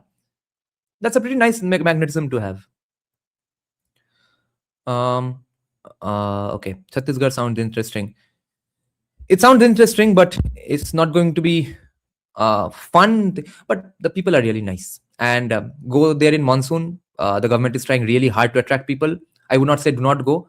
But all I'm saying is, do not take my opinions of Chhattisgarh on face value, because the comfort with which I toured Chhattisgarh, you all are not going to. I was in a convoy run by 3 CRPF vans and police, IG, everyone traveling with us. Everywhere we go, the collector is traveling with us. Our van has a sign saying VVIP duty, Mukhyamantri Press Vibhag and something like that. We did not stand in a single traffic jam or signal for a moment. And especially because I was sitting in the front seat of the bus. So I was looking at a giant screen of beauty in front of me. Even the person sitting in front of a window was probably not having that great a time, because they are looking at like this to the window and there are only trees and trees and trees. I'm looking at beautiful things. So my time was the most fun in that entire group. But it's a very sad state of affairs what has happened there. And they are genuinely trying very hard to get out of it. So even if you think of it like this, that you are going to contribute to a devastated society's fight to rise up again, to contribute to that project, maybe you should go. And do not expect Goa-like facilities there. That's all I'm saying. Know that you are going to face a screw up there, a miscommunication here. Like, we stayed at a five-star hotel in Raipur. First of all, Raipur is their sort of crown in the jewel. I mean, yeah, jewel in the crown. And they bring out former Naxalites to tour around Raipur, to show them the epitome of civilization. And Raipur is a tier 2, tier 3 town, even in West Bengal. Okay. They bring guys like former Naxalites who have only heard of a TV or even never have heard of a TV. They are the guys touring Raipur. Okay. So the 5-star hotel, the design was practically like Novotel Goa, but there were like spots on the here and there on the curtains and stuff. Not everything was very 5-star-y. Okay. And I expect that out of them, because you need an ecosystem for these things. You need a know-how and knowledge of best practices of how to achieve these things, how to achieve a 5-star facility and stuff. So just treat them with kid gloves. Think of them as your young brother who's a recovering alcoholic but is genuinely trying to recover, and help them through this process. That's all I'm saying. As a patriot, help Chhattisgarh recover. Shruti is saying, how much did... Yeah, go ahead. One question related to BJP itself and also elections. So, like, why do you think the right-wing ecosystem is quoting people, influencers? Have they learned something, or is it something like, what is inside? I am not understanding why they are doing this, because it's a very infancy. Like, that ecosystem is nothing compared to what we have on the other side. What do I you have think, why a they are number doing for this? you. 240. 240. Oh, okay. 240.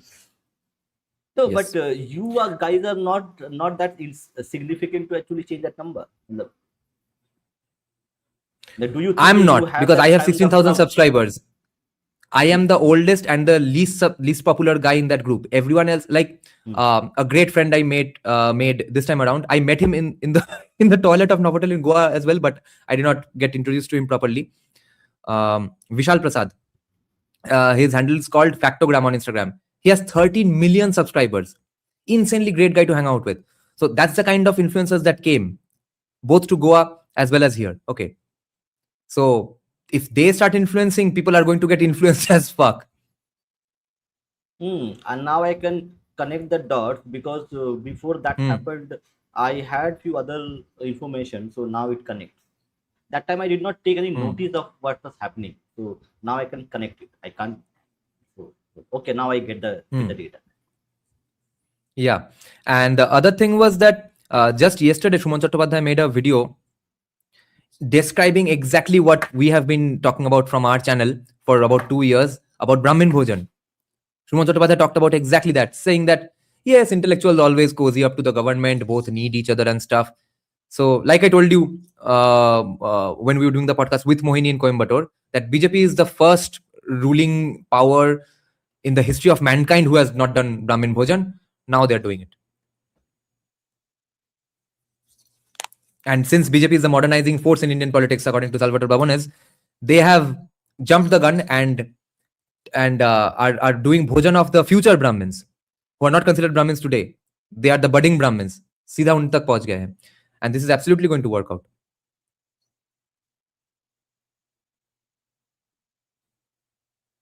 Okay, we will take some again questions and points from here. Shantanu is saying, but only with a new elected BJP will be 2. Okay, 1, but okay, this is a different conversation. Yeah, Bangani is saying South Howrah is literally Liari gang. What's happened constantly? People get shot randomly, probably house. That's the thing to exchange for BJP to show how close to Pakistan the city is. Acha, what they were doing with West Bengal until now. Excuse me. Maybe youth are watching Sanjeev Sanyal and College Street, Kolkata. They are a lot less in numbers for me, obviously.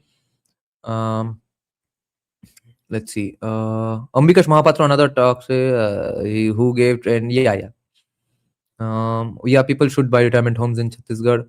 Bhai, that should happen ideally if they can just maintain the Brahmin Bhojan of people who are required to help Chhattisgarh. If they properly prevent further Naxalism, Chhattisgarh is the place to be because of the sheer rise in development. Absolutely.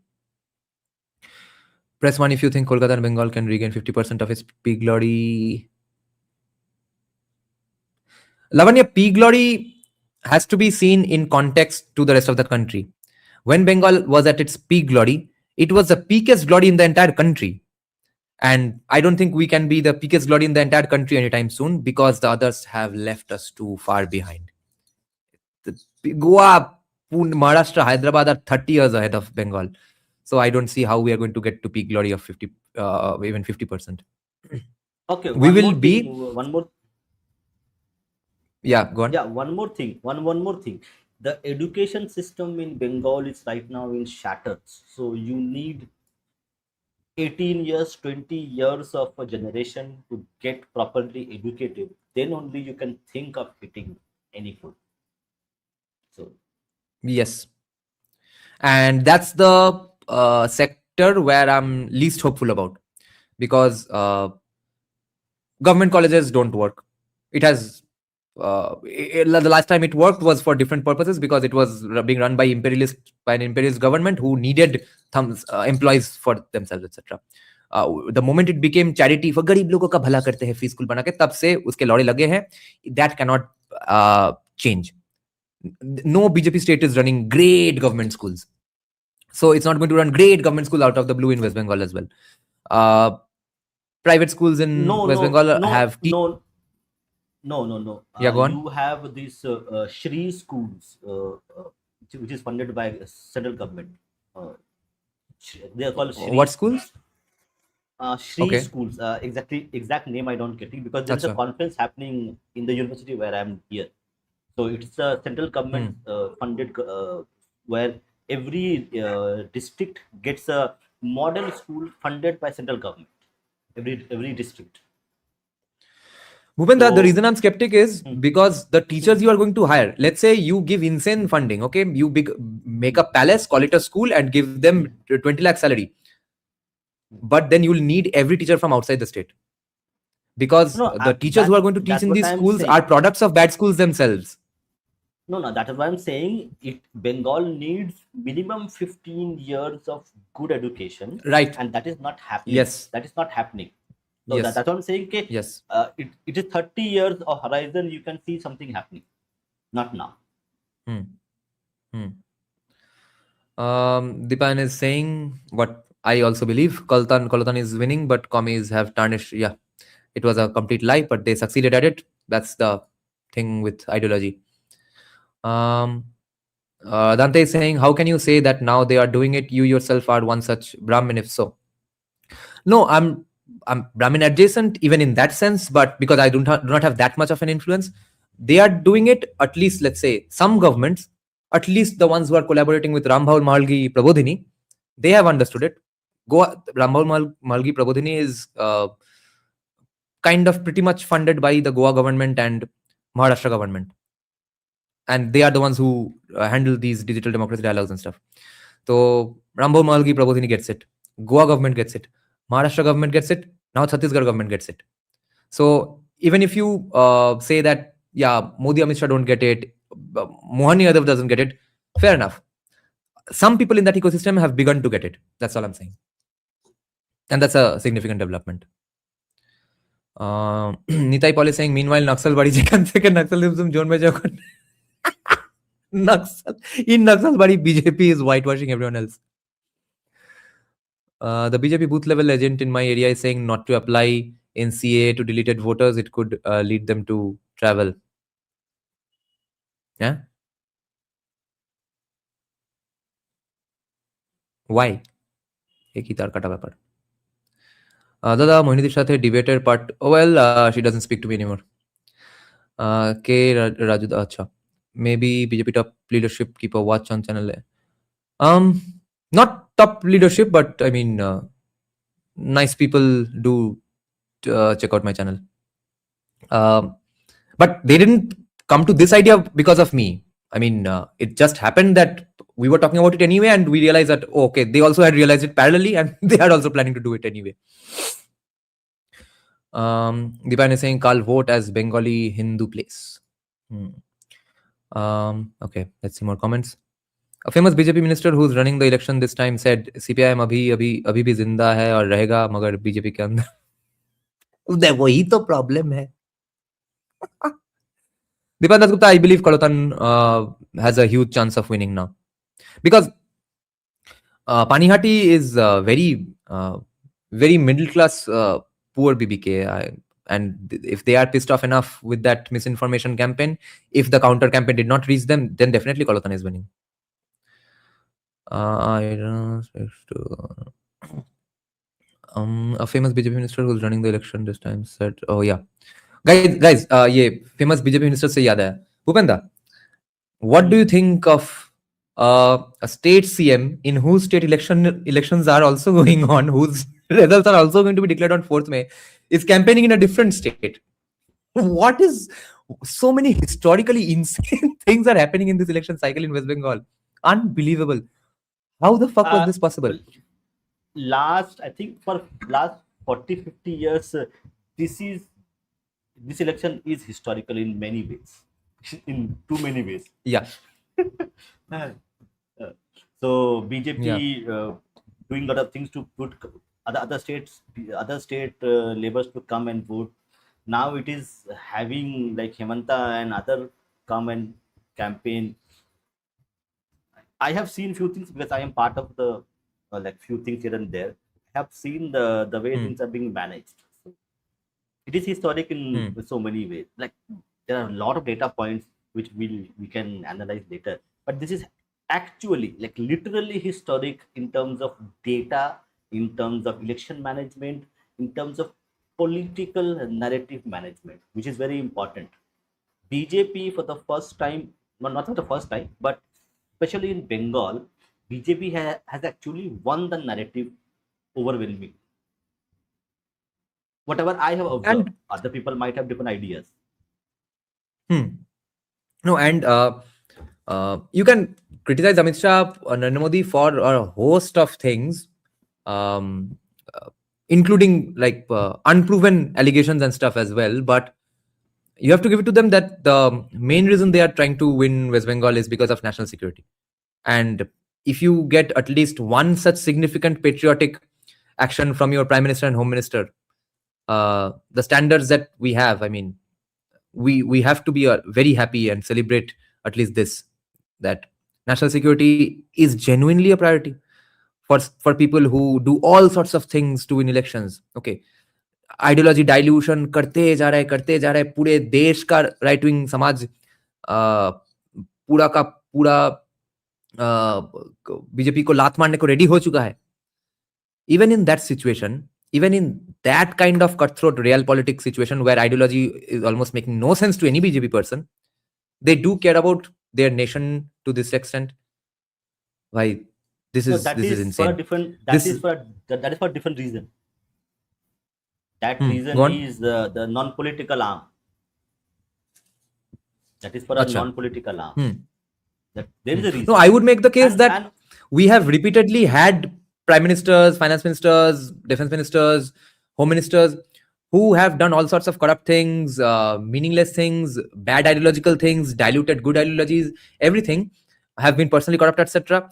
But a lot of these people have at some point delivered something for the nation, something for national security, national interests at some point in their careers. Ultimately, most of these significant names in national politics do end up doing something like that. And that is one of the major things that Bangladesh and Pakistan don't have. No one's a patriot in their political system. Everyone's a fucking scoundrel. I think we just have scoundrels a little less in numbers in Indian politics. Would you like to add something? Otherwise, we'll take this point now.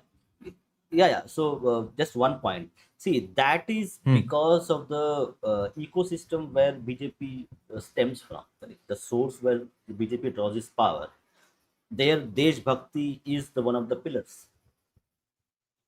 So, like whoever is in BJP, they have gone through that regime, and that regime means that if you have to deal with the devil, but it should be for the country, not for your own ambitions. So that plays a very important role. And one more thing, I have a theory. Which might not people agree, but I think that the motherland of Hindutva is West Bengal. So there is every RSS guy going around saying this to every non-Bengali guy in the country that let BJP win Bengal, you'll see the resurgence of Hindutva as it was from Bengal again, etc. No, I really, it's a hunch, correct? So whatever I have, so motherland of Hindutva is Bengal. So they had to do this, and they had delayed it in so many ways, but they understood that, okay, if you don't have Bengal, then Hindutva will lose its team in so many ways. They had to do this. Yeah. And if BJP does win, I think Bengal seriously can contribute a lot to Hindutva and nationalism discourse as well, because we still have real people amongst us who do not exist in too high a number in other states, who can take on the next crop of commie leaders for the next 20 years, because CPIM knows they're not winning anything. They are training all these young kids for the next 20 years. And there are not many in BJP who can take on Dipshita and all. So if BJP does win, I personally will absolutely go on hunting metaphorically and start the end of communism once and for all in West Bengal. Okay, Bhupenda, how much do you think this can work? This does sound nice. Link teachers' salaries as well as their job security in government schools to student average results and standard learning tests. We will see outcomes. Just throwing money will never solve the problem. Yeah, but you are not going to do this in 3 years. It is not going to happen. So for next 3 years, it is going to be only law and order, or maybe 5 years. As it happened with Gujarat, as it happened with UP and Bihar, for the first 5 years, it is going to be law. And we have known the state, how the state is. It is a gigantic hellhole to take out of. The law and order is going to be the primary priority, and getting back jobs. A lot of investment, I think in your podcast, correct? Your guest has spoken about how much central money is already there, which needs to be invested. So it is going to be law and order and industry to bring back the living standards of people. Education will be there, but not going to be the primary priority. That's the reality that we live in. Zion, your proposal sounds absolutely perfect. The problem I'm seeing is that there are no good teachers in West Bengal, according to me. they cannot be good teachers because they came out of a absolutely horseshit education system themselves. Okay, their comprehension skills, their thinking skills are I mean, whatever you, even if you do complete libertarianism with them, do complete socialism with them, their IQ is not going to change. Their teaching skills are not going to fall from the sky. Therefore, I don't have any hope for West Bengal's education system for 15 years, unless it's all Uh, replaced by online learning, Coursera, AI, etc. The more people get one more into thing. internet learning, yeah, go on. One more thing, actually. See, I have been traveling in quite a few places for last 5 years. So I have seen a bit of Bharat, not India. I'm mentioning Bharat, not India. So I have seen a lot of places which is not metro cities. And the more I interact with people, more I observe people, more I see how they live. I think you need the, we call freebies, correct? The freebies, the way of being distributed, the kind of situation we are, you need those freebies for at least for next 10-15 years to actually get them to a standard where they are ready for libertarian or market forces. Right now they are not. With That's my observation, Yeah, personal feasibly observation. speaking, though, yes. Like you, they're at that level that you need freebies to get them to a level where they can actually understand a lot of things. So if you throw open market to them right now, they might become communists. That's the problem. And burn everything Because down. market, Never mess with yes, the hierarchy, social hierarchy, to that extent that the people in the end of the hierarchy burn the entire hierarchy down. You have to give people something to lose. The problem with this situation, just at least in Chhattisgarh, is that they are going about it the wrong way, because the Maoists did not take up arms because they did not have development or something. There's a massive confusion on the side of the state with capital S, whoever it is, police, Chhattisgarh government, or Amit Shah, etc. They are not very clear on whether they became Maoists because they did not have development, or whether they became Maoists because so much development was happening and their forests were being taken out and stuff. There's complete confusion about that. And so the freebies being spent on them, most of it is not going to work out. If they become artists and stuff, maybe, but ideology does not go out of your head. And if they did not become Maoists in the first place because of lack of development or for overdevelopment, they're not going to stop being Maoist with freebies. So at least for Chhattisgarh, freebies are going to help people in the same way that freebies help other people everywhere, but freebies are not going to help in creating anti-Naxalites out of former Naxalites.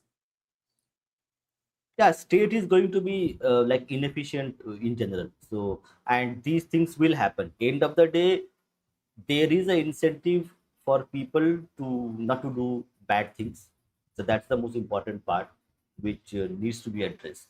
And see, like even if the government money is spent and less money is utilized in a better way, still something is done, because we are now in a state where in cities, and where I'm a privileged person in that regard. Okay, when I see what is happening in Bharat, okay, not in India, some part has to be done, and that pain has to be like borne for next 10-15 years, so that that cities reach where you can actually go and talk to them. So that's my personal opinion, but people have their own opinions. Okay, a lot of people have been talking about the Polymarket verdict. There was one super chat as well. Your thoughts on Polymarket? Then I'll talk about it. The early market is showing indications. So it has it like it is not very not very like understandable, but yes, it's showing a trend. So to give an example, so 3 months from ago, it was saying BJP 100 overall. Now 2 months, Yeah. the numbers changed to 120. Okay, now people are saying it is 150. So in that context, Polymarket is showing you the trend, the way it is moving in that direction. So in that sense, it's like legit in that way. Okay, I will take her question. Wait, I forgot that I'll also talk about the Polymarket thing. Yeah, my point is that if they are predicting that Trinamool wins, that makes perfect sense to me. I just don't think they can be that powerful to sustain the government for 5 years. Okay, because after all, 77 seats in 2021. Maybe if the violence hadn't happened, they would have gotten what, 87, 90. BJP was a complete Bohiragato, really outsider party, aesthetically speaking, psychologically speaking, etc. Okay, vibe wise. So the people, all those people who were rejecting BJP back then, who were voting for Trinamool, all of those people, okay, or even a huge chunk of that people are going to suddenly become Hindutwadis and BJP supporters just because of Bangladesh and stuff. I do not believe that can happen. Only hope is if the villagers, Hindu villagers who live in close proximity with Muslims, if they are seeing a problem, they have faced a problem for all their lives, and now they are connecting the dots. If BJP's message is reaching to them that okay, this can escalate further to a Bangladesh-like situation, only those people are going to all of a sudden, based on one issue, going to change their political vision completely. Otherwise, it doesn't happen because I have a friend, close right-wing friend, whose father is always very astonished that how could Bangals ever be commies, etc. I mean, that's what I was saying with UGC and stuff as well. Okay, like you get a realization and all of a sudden do not change your political stance. Realizations are not that significant. Okay, so from 77, if BJP gets stuck at 90, 100, okay, 100 to Operation Lotus anyway, but Trinamool has to be stopped at 150. If Trinamool crosses 160, then no Operation Lotus can save BJP. Okay, so it would make perfect sense to me if Trinamool wins. So it's not a very out of place prediction. Okay, Trupti Joshi is saying, what if de-dollarization happens and rupee value increases exponentially as per Dr. Ankit? They are not as per Dr. Ankit Shah's predictions. Ray Dalio has been saying everything Ankit Shah says for 15 years. And so people get surprised when I end up agreeing with those predictions of Ankit Shah, because I'm not agreeing with them for Ankit Shah. I'm agreeing with them because I also have been following Ray Dalio's work ever since I heard his interview on Gary Vaynerchuk in 2016 or 17. Okay.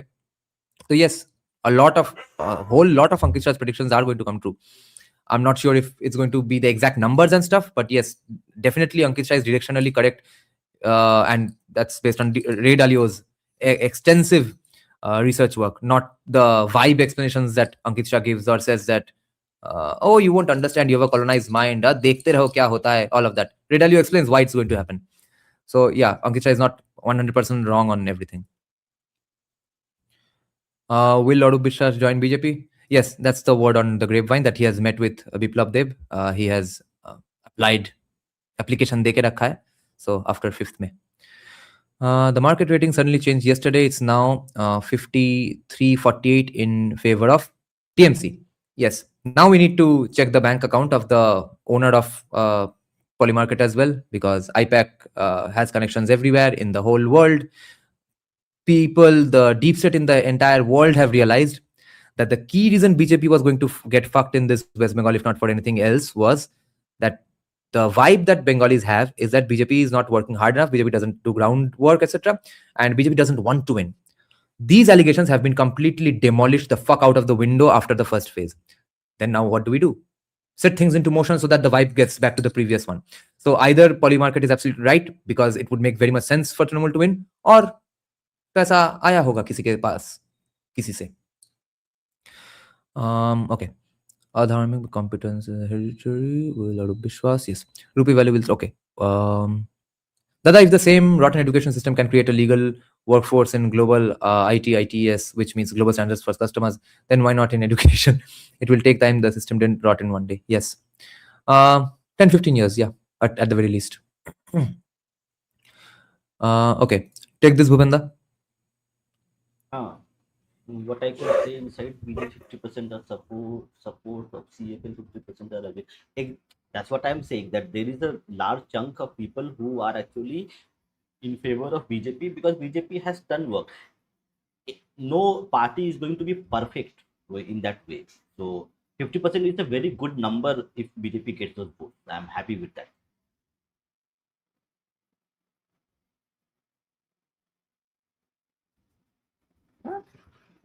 We're on mute. Even Perplexity Finance showed 52% for AITC suddenly at 5:30 a.m. today. सुबह सुबह western countries में रहने वालों के पास phone क्या sir कुछ कीजिए कुछ वाइब चेंज कीजिए अरे in poly market anyone can pay to put their bets. Yes. Only focus on BJP version. Will Lord Bishwas join BJP not seeing a single BJP flag or poster? First of all, here to learn for some reason there are a whole lot of BJP flags in my region. Okay, I also live in his constituency. Secondly, if he's going to join BJP, he's not going to give a single hint that he's going to join in BJP. Why would he allow BJP flags and let everyone know that ha tata bye bye bro अब भुगतो तुम भोसरी वाले अमित शाह तुमको लटकाएगा उल्टा मैं नहीं लटकने वाला tata. So he's absolutely going to hedge his bets for the longest possible time and give everyone the vibe that no he's absolutely not going to BJP. But my news, I mean info though, is not confirmed. Obviously, it might be a rumor anyway. Will EDSCBI investigate what? Tell us, Lavanya. Okay, just to reiterate, since more new viewers might have joined 2 hours later, Bhupenda, what do you think of the 92% voter turnout? My data driven and vibe driven and also a lot of other things, it is overwhelmingly, I think for the first time in the history of West Bengal elections, Hindus might have outvoted the Muslims. That's my real hunch. I don't have the data. Probably. Yeah, that should happen. That would make sense very much. Because we remember we did the show 1 year ago when I mentioned that Bangladesh issue is something people are forgetting. Bangladesh 5th August 2024 was a very significant turning point in terms of Bengali psyche and the way they vote.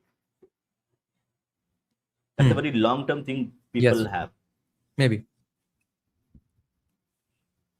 I do not have much faith in that. Okay, guys, smoking is injurious to health. Smoking causes cancer. Do not smoke. Say no to cigarettes. Say no to drugs. Okay, one important comment here. Dante Devil is saying if he joins BJP, then the problem with Tollywood will persist.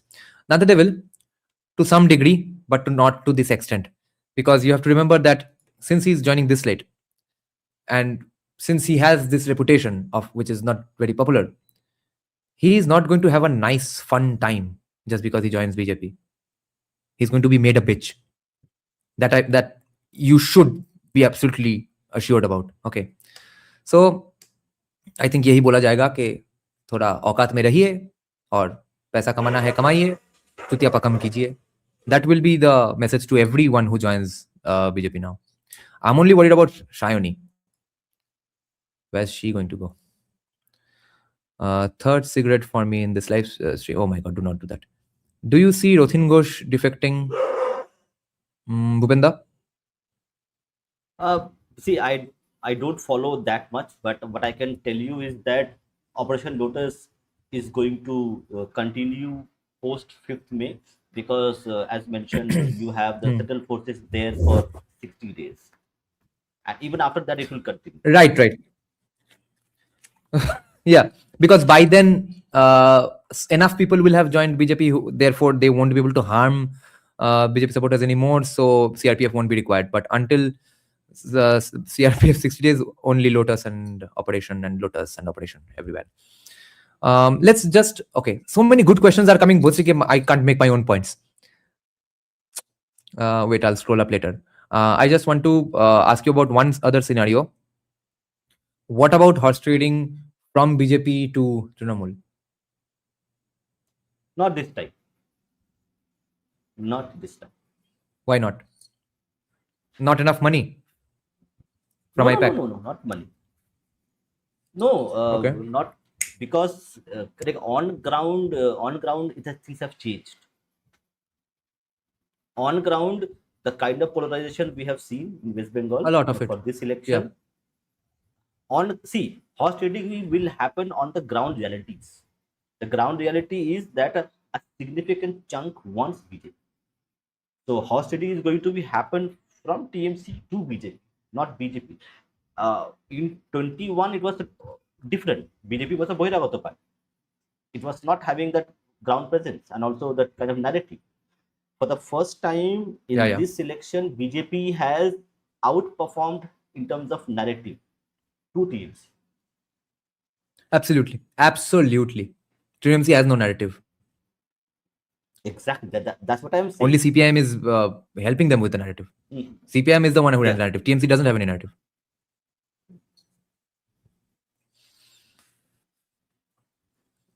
No, money is there, but with certain a lot of people important points who here. will not be. Would Anubrata Yeah. Mandal also defect?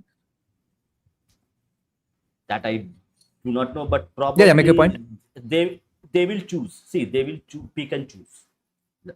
It's not that BJP is going to get everybody in, because they know they have learned from their mistakes in 2021. So they will get people who will come.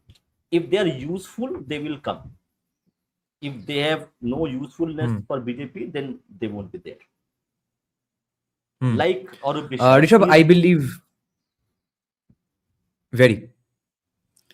Rishabh, I believe Anubrata Mandal will defect because I've heard from many sources that he is actually the anti-Muslim face there. Okay, he has done many anti-Muslim things just because I mean, not for even any political gains, just like that. And remember when the Muslims in his constituency in 2021 joined BJP, what he did to them as well. So I think he would join. Okay, this is an interesting question. If same percentage of voting happens in second phase as well, what does it mean for BJP and TMC? Because so much turnout mostly means anti-incumbency. We will just reiterate these points as well, because a lot of new viewers might be joining after 2 hours. So please explain again, Bhupenda. Yeah. So if we see 90% above voting in the second phase, so we will see Hindu voters come out and vote for BJP, and we will also see significant, not to that extent, but significant votes going away from TMC to CPM or to other parties. So that is also, it's there. Congress might do well compared to what they have done previously. So you are seeing TMC not getting all the votes the way they got it in 2021. So Hindu vote consolidation and a significant fraction of the Muslim vote getting fractured to Congress, to ISF and other parties. So TMC will not be doing as what they have done in previous election. Okay, great question and great point after another, full of them. Okay, देखो भूपेंद्र, हम कैसे सांप पाल रहे थे. अनुब्रत का भांजा हमारा viewer है. What the fuck? He's probably the one feeding him all the info. Okay, he's confirming that he is anti-Muslim. A great question here. If violence does not happen tomorrow, what would be the result? What does it mean for violence to not happen tomorrow, Bhupendra? It means that Hindus will be able to vote. Muslims will vote anyway, right? But violence doesn't happen. Hindus will be able to vote. That's the important point. Yeah, and more importantly, Rakesh, oh, you are Maiti, so you are Bengali, so you know this, that violence usually does not happen in the Kolkata region area anyway. It's out of ordinary that I got beaten up, but which is why so many people around me also got pissed off until the thing with Abhay's mom happened yesterday. But in those places where violence is actually probably going to happen or might not happen in the end, those places the Hindus are absolutely going to vote for BJP. They are pissed off enough. Okay. Yeah, this is another interesting, very important point. Bro, even TMC are sharing pictures of a BJP female candidate showing up at some TMC office. So, Rajdeep Ghosh, I guarantee you that at least or about 30-40 people from both parties are absolutely in touch with the opposite party. They have been for months and they are ready to jump ship. Yes. So, Arup Biswas meeting with Biplab Deb is not a significant info really. It's significant only because it's one significant name that I have heard of. But even other than that, 30-40 from both sides are definitely in contact and have given applications that if y'all win, I'm coming. So don't fuck up with me or don't fuck me. Yeah, you have any thoughts on this, Ubanda? Yes, so that is normal occurrence. People think that okay, if they are Right. giving kali to each other in parliament, they don't like every Yeah. politician knows the other party politician, maybe two or three other party politicians as well. So that's a normal thing which And they happens are in election. on very good terms, with them, very much friends with them. The fighting between political party supporters are absolutely done by idiots in the lower rungs. All the top brass is friends with each other. Okay. Did you see the video which Mohammed shared? Do you mean the video of the UP police officer or some other video? Ajay Pal, If you're talking about the Ajay Pal Sharma, Ajay Pal Sharma. Ajay Pal Sharma. Hmm. Yeah, most of that video that he's talking about. Yeah, that's a fake video that Yeah. was long ago in Akhilesh time. So No, is it a it's fake video or already was it from been. Akhilesh's time? No. It was he was not there because I have seen that news. In that video, that person was Okay. not there at all. It was like a internal IPS Okay. lobby thing which happens. Like No, it I'm was wondering. What I'm wondering talking is point. what was really going on. He was just watching her dance, right? Yeah. Like dancing the way people, the police people, other people would be dancing. So even actually, that was a news at that time as well. It is not that it's a viral now. That time also it was a news that this guy is doing that. So then I'm a not. lot of things What happen I'm not and getting is why can't a police officer dance or go to a dance event? What's the controversy about? controversy. Yeah, Or should he have that's what danced salsa and jive to a nice jazz band? क्या Bhojpuri you गाने know पे that नाच लिया ये problem है क्या? morality cult which we have now. Yeah. Dancing and taka chora chuli. Yeah, that's their culture. That's the vibe. That is right in their eyes. That is the norm. A That is the police, convention there. a policeman cannot do it, or a common person can do it. That's the general morality of the Was he public. in uniform? No, as a police, once he becomes a police person, he should be said that's the expectation we have, common people. That once he becomes a police person, No, but he would be. No, but ultimately it's a entertainment situation that he was in. If he was not in that dance party, he would be watching a movie in some theater. So why should a policeman watch a movie? Why aren't you bothered about national security all the time? So Taka Chorano, what Nilanjan Ghosh is talking about is throwing money and stuff. If he didn't do that, first of all, he would be very much looked down upon by his peers around. Okay, that's the culture in a money throwing music performance or dance performance. Okay, you are a cheap motherfucker if you do not throw money, and if you do not accept that money, it's also very disrespectful because I know it from my friends who have played live music in such villages in Bengal where they are given a garland of just currency notes and stuff. And some of my friends who in the initial days of them getting into that scene, who were from like in Bhadralok schools and got that Bhadralok education, but ended up as a musician in that scenario, they were very pissed off and felt disrespected and stuff, and then quickly realized that, oh shit, if I reject this, I'm completely disrespecting the organizers and the audience there, and they are getting very pissed. So it's absolutely the norm and convention there, bro. So you have a problem with the norm and convention of a particular place, how they enjoy music. What a retarded idea. Every marriage that happens in that belt, correct? So if the marriage happens, the what we call the groom side, the girls will dance and they will throw money. That's what celebration is. That's what happens. It's quite normal if they are doing it. Correct. That is a problem with correct. We are a kind of a socialist society in a way. That when somebody becomes a neta, he should be a saint. He should not do anything bad. That's the expectation that common people have. Like they are not human beings anymore. And I have thought about it and finally reached a conclusion why India is like that, like this, with this obsessed with this Christian morality. I have diagnosed this to our founding fathers, the intellectuals of that era, all of them being part of the British education system and not the American education system. The source of this problem lies there, in England's teachings. Okay, this is an important question.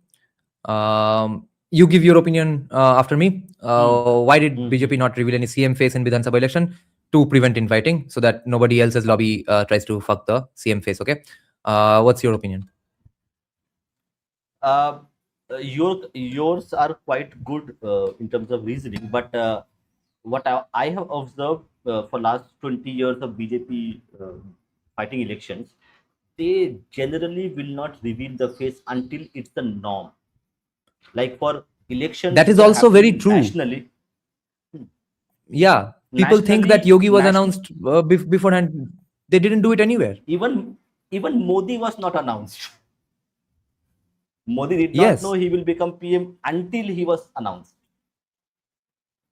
So Hmm. whenever there is an absolute requirement like national elections, they will say we are fighting PM as our face, as PM face. So until that is the requirement, they generally do not reveal the names. That they Hmm. are doing for last 15 years, Hmm. 20 years. That's how they Hmm. operate. So Hmm. Okay. If horse trading in fact is done, won't they be affected with the anti-defection law, Bhupinda? mm, no. Has that prevented See anybody from what horse trading? no. What do you think? How Raghav Chadda did, and they don't know all these things. This will happen, but that's What why are it will the? slowly happen. There must be some Mhm. specific criteria and qualifiers for the anti-defection law which people are easily bypassing. Are you aware of the qualifiers for the law? 33%. Like no, I think it's two What thirds. 33%? Two thirds, two thirds of let's say you have a party. If two-thirds defect, then it doesn't apply. There are different interpretations for Rajya Sabha and Lok Sabha, but two-thirds is the like let's say you have 10 people. If 7 people defect, it is done and dusted. Okay.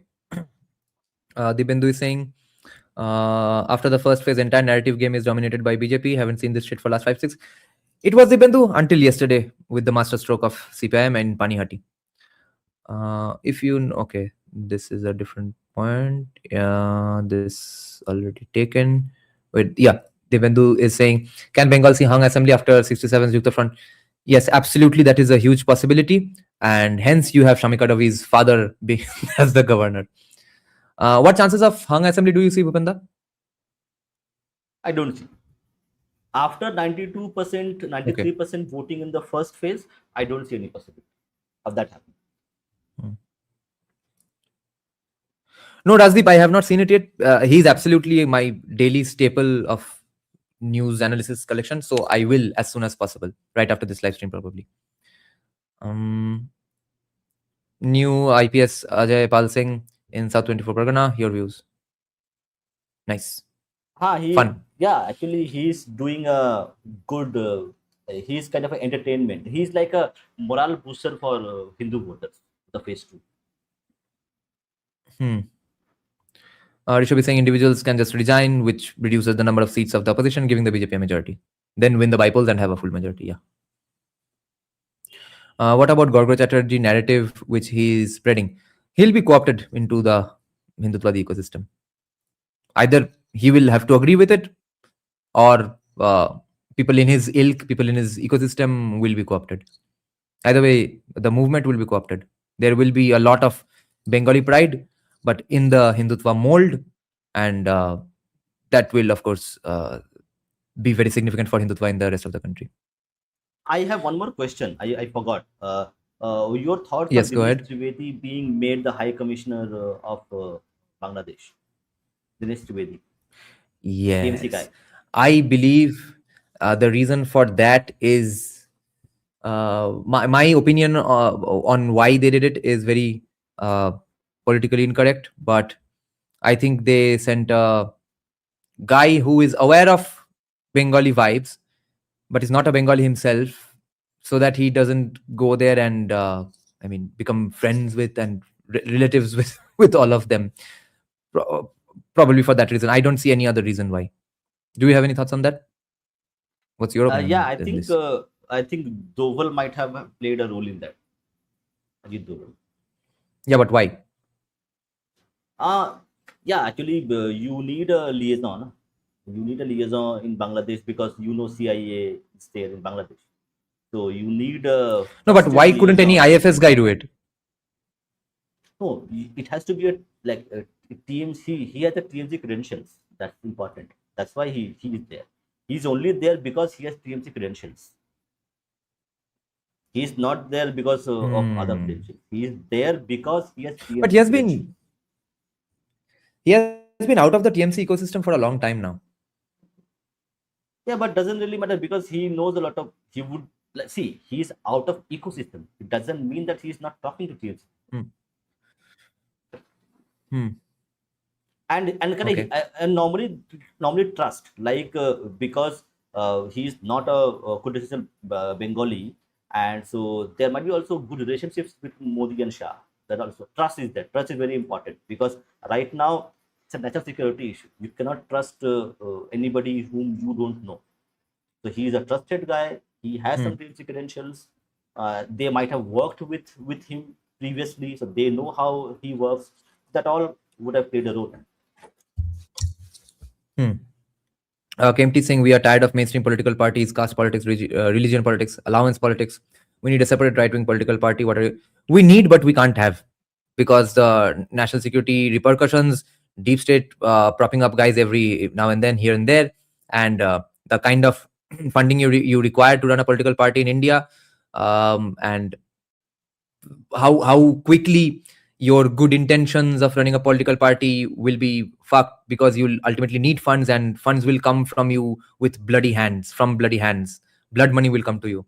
So I would suggest that you be a part of this existing right wing ecosystem and change it and hijack this existing system. We can't have a second Arvind Kejriwal, right wing Arvind Kejriwal at all. It can't happen. Um, do you guys? Oh, Slevin is asking an interesting question. Do you guys want IT parks, ridiculously priced real estate, and declining AQI and pollution? Slevin, do you know Kolkata's AQI is almost as bad as Delhi on most days of the year? And I lived in a Mofussil area for a few years, and each and every day the AQI there was worse than Kolkata itself, even though that was a place filled with greenery. Because what people don't realize about India's AQI is it's just dust, it's our geography. And when the roads are not properly paved and they do not have proper pitch and stuff, it's all very dusty. So that's why Kolkata is less polluted than every village and mofussil town in entire West Bengal. So development does not inherently have to mean pollution, but it will obviously mean pollution. But right now we can't have a nice, great nature because we are not having it anyway. But we can't prioritize a great ascetic sannyasi lifestyle in a forest when the problems are this dire in West Bengal, because poverty will breed corruption, and corruption will breed inroads for anti-India forces. So yes to IT parks, yes to ridiculously priced real estate, and even apparently declining AQI and pollution. Uh, we are not living in Eden. We can't have Eden. Um, Lipshastra. No, that's just in Western India, Lipshastra. AQI of West Bengal and these regions are not because of stubble burning. Stubble burning. It's simply because of lack of development, actually. Um, how can there be a right wing party with no religion politics? It's like saying Communist Party who don't do industrialization. Yeah, he means fiscal conservatism. What do you think? Shuman Chattopadhyay Dadu's political views. I used to find him pro left, but now it seems he's doing what he's doing out of sheer hate for Dante Devil. Um, I'm going to sound rude, but I'm not trying to mean that. But if you think Shuman Chattopadhyay has ever been pro left, you are not looking at his arguments. You are just seeing that he's friends with Buddhadev Bhattacharya. Even that was after Buddhadev Bhattacharya became a Raj Dharma expert after being a communist his entire life. Bro, Dante, you follow Shuman Chattopadhyay. You know that he used to call Buddhadev Bhattacharya Adha Kobir, Bangla honors kora chhatro and stuff. Okay. Half poets, Bengali honors educated nephew. Okay. When did Shuman Chattopadhyay ever have respect for communism, Marxism, CPIM in general, or Jyoti Basu, or Buddhadev Bhattacharya before he became Lee Kuan Yew? He never had it. He is absolutely I think, liberal in the proper sense, and fiscally way more conservative than anybody in West Bengal in the mainstream. Okay. The only reason he liked Buddhadev Bhattacharya was because he changed all of that. Okay. He has never been pro-left. Never in his life.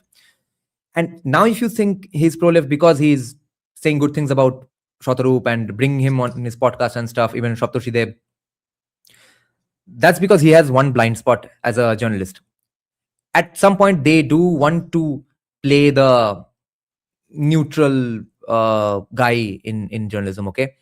So for that reason, he believes that, and I think he's right when he says that CPM has the best crop of next generation politicians and young politicians and stuff.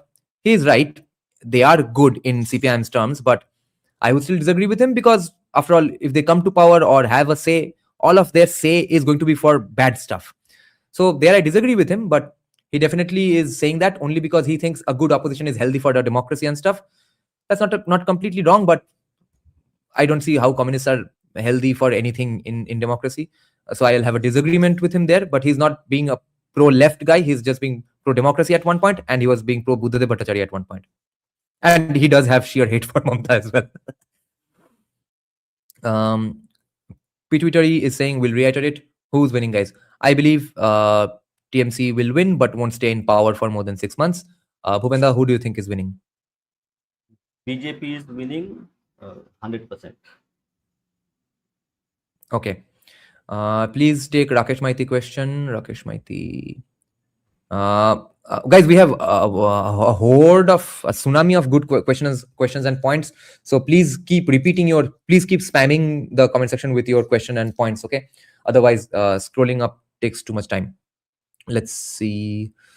Where is Maiti's comment? What happened with Didi and Vaipo? What happens with Didi and Vaipo if TMC loses this election?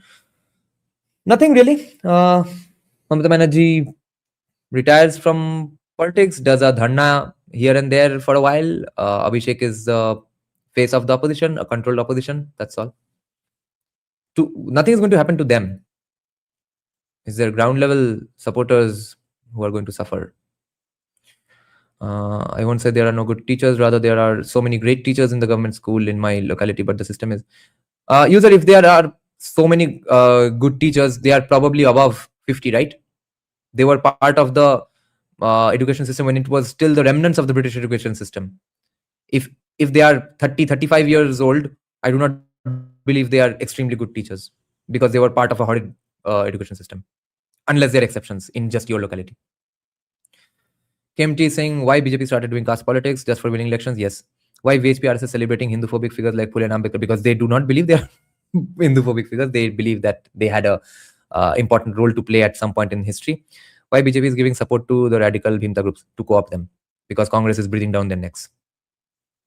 Shuman Dadu was a Congressee. And see, notice Tanoheka that how much he criticizes Congress inside out, even when he sees a fault in their actions. So he's not a Congress fanboy at all. Okay, where are the questions?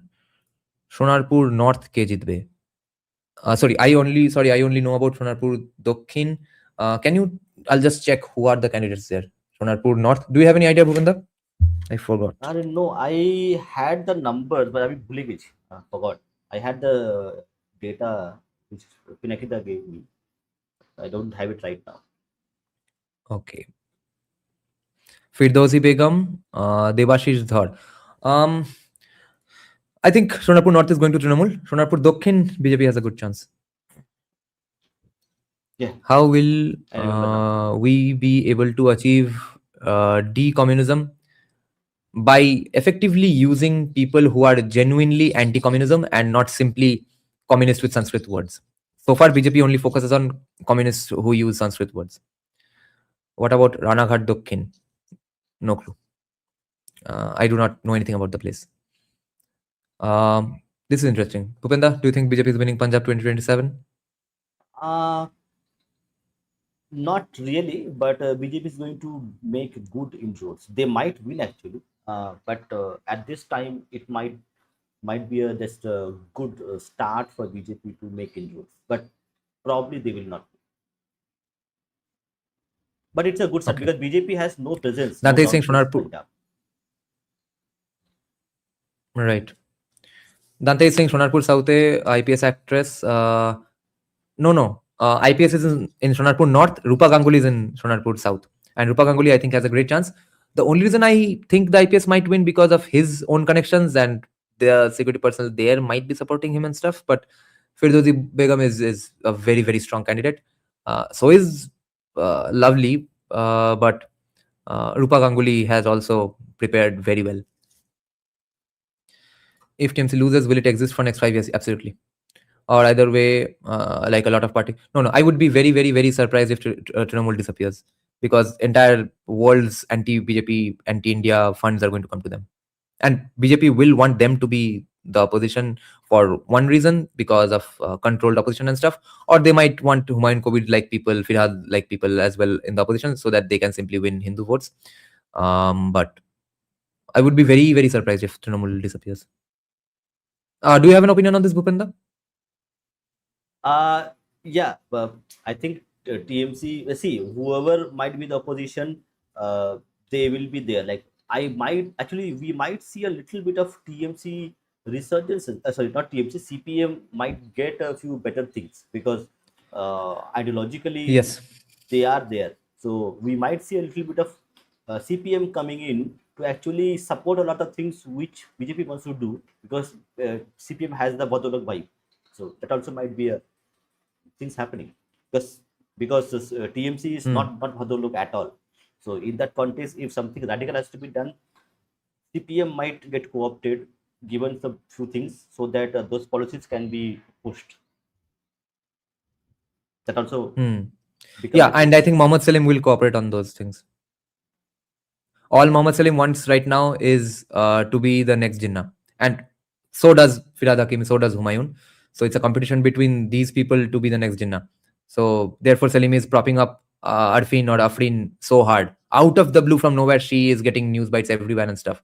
So yes, Muslim faces are the main faces in CPM tomorrow and day after tomorrow. I mean, metaphorically. Okay. Interesting questions here. Who will be the finance minister candidate for BJP if they win? I have absolutely no answers and clues because not one single candidate is a finance minister material. Where are they going to give birth to this finance minister? I'm not understanding. I don't know what they have plans for.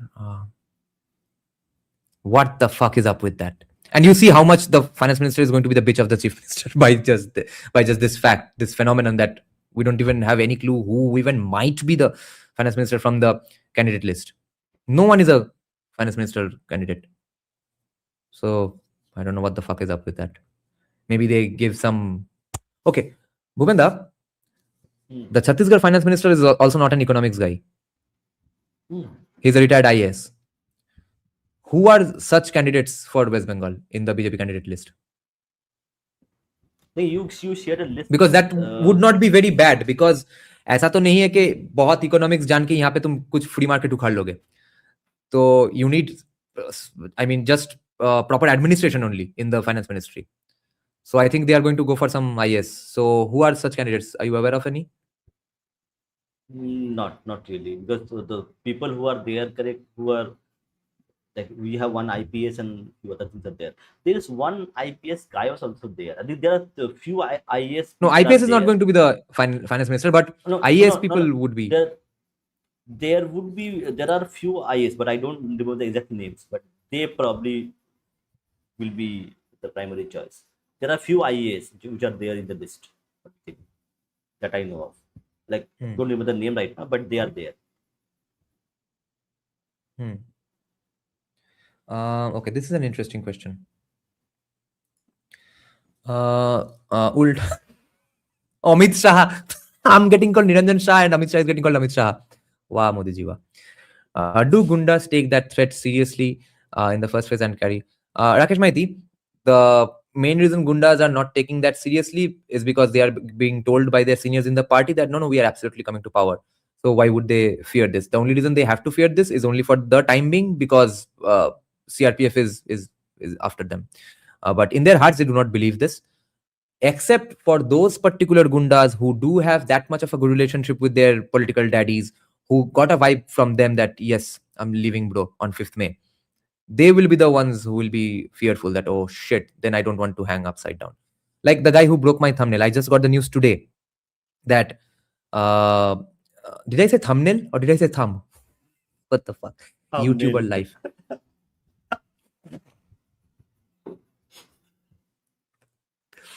So the guy who broke my thumb is kind of absconding. He is being visible only with Arup Bishwas in his campaign events.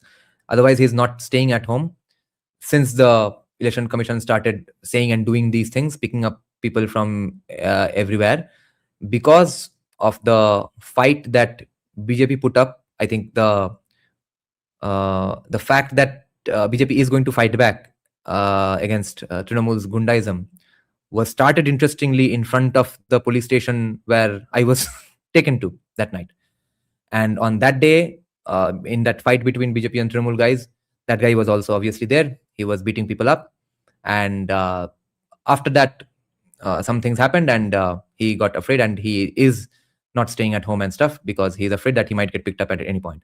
So yes, some fear has had to enter their veins.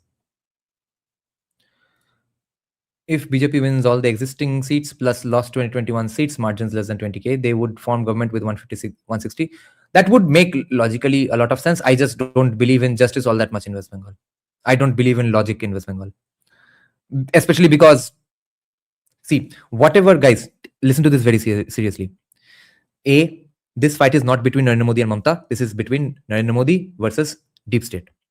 Secondly, whatever election commission is countering is based on whatever Trinamool has done till now. What if they come up with more ideas, newer ideas? Deep state is feeding them with ideas, and deep state has the best data scientists in their pockets. Data is going to give them the pathway to coming up with more such cool ideas to win elections. So do not think about this election with logic. Think about this with a let's say magico-realist situation. Okay, magic can happen in Bengal. Magic always happens in West Bengal. All the bad, dark magic and good magic. আমি যদিও বলেছিলাম বিপ্লব কুমার মন্ডলের chance আছে from Howrah মধ্য CA economist. He's a candidate, no? Then probably him, because he's the one who comes closest. Maybe him. And he's Mandal, so is he SC? So an SC finance minister in West Bengal. BJP would like to promote that as well. Yes. And Bhupenda will become the spokesperson from Writers Building. No, it's going to be called Shyama Prasad Mukherjee Bhavan. We'll have to bow down in fealty to Bhupenda, kiss his ring. And if you want a job and stuff, take his number right now. Call him up all day. Okay, this we just took. What about CPIM attacking Abhaya mom? Yeah, we kind of discussed that extensively. Yes, it was based on complete lies, but they were able to do it because of their sheer narrative and ideological power that they still have. Don't know about a good finance minister shot, but for a bad finance minister candidate, Shankar Guchait is one. I don't know who he is. One in North Bengal. What, TMC is getting one in North Bengal or BJP is getting one in North Bengal? Clevin is saying people in my city have signed a petition to stop a new metro as the old one is not done yet, and people are saying complete all ongoing projects first before digging up for new ones. Not a bad point. If BJP wins, this we took. Lahiri Babu would have been the best option from yes. Kya karenge Niti Aayog mein? Although it works out for other things, getting a huge truckload of money to West Bengal for the freebies, as well as a pro-Bengali lobby in New Delhi in what? Probably the first time. We never really had a pro-Bengali lobby. Otherwise, we would not have to face freight equalization. Exactly. The last time we had a pro-Bengali lobby was in the British period. There was only Bengali lobby. There was no other lobby at that time. The lobby was only, I mean, it was just Bengali only. There was no Bengali lobby, non-Bengali lobby. I think Mr. Lahiri getting into Niti Aayog is a lot more important than just being there to give money. I think there are some other things as well, which is part of the decision. Okay. Joy Bishas is saying, Joy Bishas, are you a new viewer? You are asking a lot of good questions and I don't know you. What do you think of ISF? How will they perform in Muslim dominated areas? I think very badly. They'll get maximum 2-3 votes. I do not think Muslims are going to be that divided. Are you hopeful about ISF's chances, Bhupinda? Uh, Not, but like ISF and other these people, they are. It is just about correct reducing. See, if Congress does well and ISF cuts some votes, that makes TMC wins less seats. Right. So this phase Yes, two yes. is not about phase two is about reducing the number of seats TMC can win. It is not about how much BJP can win. So it's the other way around. The phase one was how much BJP can win. So even the This is about how even much the term, can we stop Trinamool at? exactly. So can we stop to at less 100 or over 100? So even with a Yeah. higher number of Muslim votes in cast in phase two, few places it might go to the Congress and other parties, because see, there is a psyche which is important here. So Muslims vote not the same way. So Muslims vote in Andhra, in Tamil Nadu, in Bihar, or in Maharashtra. Muslims voted for Shiv Sena in the national elections. Shiv Sena. Can you imagine Muslims voting for Shiv Sena in Maharashtra? They did that. So that's why in some constituencies, Muslims might choose other than TMC parties, and that is something which is already there. So that's what I'm saying, that TMC might not reach 100.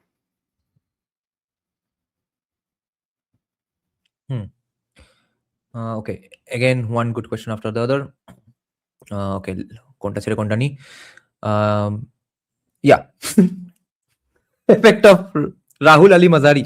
Rahul Ali Mazari in cutting anti-BJP votes away from TMC. Is that going to impact anything? Not much, but it has impacted narratively to actually counter TMC and Arvind Kejriwal and other people coming in. But on ground, Rahul Gandhi has no votes. It's only going to be local Congress leaders or local families who are running Congress things. They matter, not Rahul Gandhi. Okay. Important question here. Why is Mamta not getting industries in Kolkata? All Bengali maids and workers are coming to NCR. Sarthak Khande, the only plausible scenario that makes sense about why Mamta has been like this since 2016. Remember, 2011 to 16, she did try. She did a lot of genuine good work. 2016 onwards, I think she got a call from the deep state. And 2016 onwards, the deep state realized Modi is not going to dance to all our beats. And that's when she got the memo and marching orders that now do not cooperate with Modi anymore. That's the only reason. Because 16 onwards, it has been almost a 180-degree turn in Mamta's administration. Okay, I'll give you at least two great things Mamta was able to achieve 11 to 16.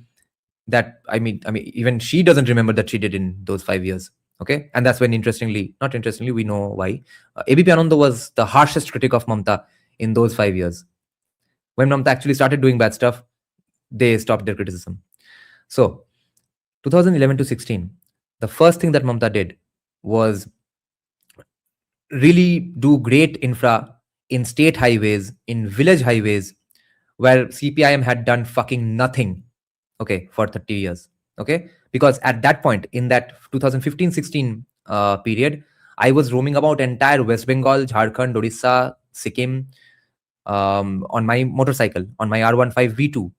And most roads in West Bengal were either fucking MotoGP level or were about to be MotoGP. Okay, random village highways, okay? A road from, like, I went to, which trip was that? Let me tell you the story. Yeah, 2016 March. The rest of my biker group was returning from Nepal. and I was supposed to meet them in Mirik, okay, in Darjeeling. Mirik is near Darjeeling. So I did not have a proper GPS phone and stuff back then. I think most people did not have. So I was absolutely roaming about Ram Bharose. So I took a wrong route that I should not have taken, and but that saved me a lot of time anyway. A place called Sherpur, okay, that you take to reach a place called Morgram. On that road, I could not go below 90 even if I wanted to. That was a small 2-lane state highway in the middle of nowhere with agricultural fields on both sides. Okay, I was having the time of my life riding around West Bengal. Okay, all that disappeared after that, after 2016. And the biggest, I mean, the one brilliant thing Mamta did, even if she loses and I, along with everyone else, hates her for everything else, the one achievement we will have to credit her for forever is breaking up the fucking DGHC and making Kalimpong a separate district, and that's how she quashed the Gurkha movement. It's not like I do not have any sympathies for that idea, but my problem with the Gurkha movement has been that the moment Subhash Singh got the DGHC deal from Jyoti Basu after killing a whole bunch of Nepalis himself, and at one point he even asked for a different country. So with the DGHC, the entire fund for that, the Darjeeling district development that Jyoti Basu was sending, was being gobbled up by just the hill station called Darjeeling. But the Darjeeling district is not just the hill station called Darjeeling. Siliguri, which is in the plains, is also a part of the Darjeeling district. And when I used to live in Kalimpong, it was fucking Afghanistan. Okay, we used to save up buckets of water for days because we knew water might not come for the next 5 days. We used to not our 100 power watt bulbs used to be lit up like BDs after 7 p.m. We had 3 gigantic water reservoirs, 2 of which were for us playing cricket because they were empty. Okay. And the next time I went to Kalimpong was when it was a separate district. They were getting their own funds. I went there on my bike again in 2017, and the roads in Kalimpong at that point were like Salt Lake Sector 5, which is the IT hub of West Bengal. Okay. And when I lived in Kalimpong, even the roads were like any Dantewada and stuff. Okay. So why did that Mamta all of a sudden go crazy after 2016? I don't see anything other than a call from deep state that caused this.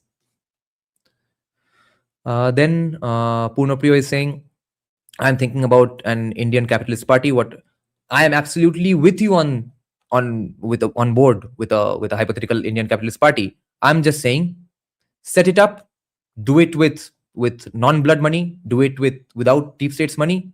I'll be happy to collaborate with you, speak for you and stuff, because I believe in the idea. But I just don't think that idea can take shape in the shape of a political party without blood money and stuff. That's the only problem. Shauli Dasgupta is saying, I don't know why you are underestimating the chances of BJP's winning. BJP will perform exceptionally well, surprisingly. Shauli Dasgupta, your reasonings are absolutely on point.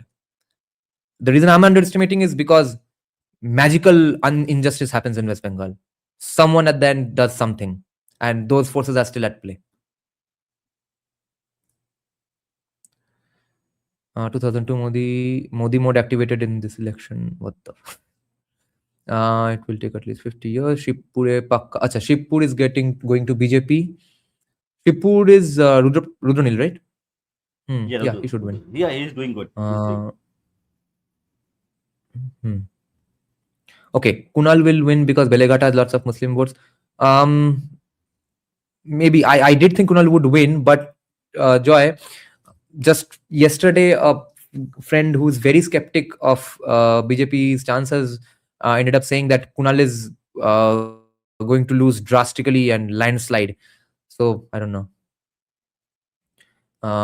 He'll probably get all the CPM votes because he's cozying up to CPM to such a degree.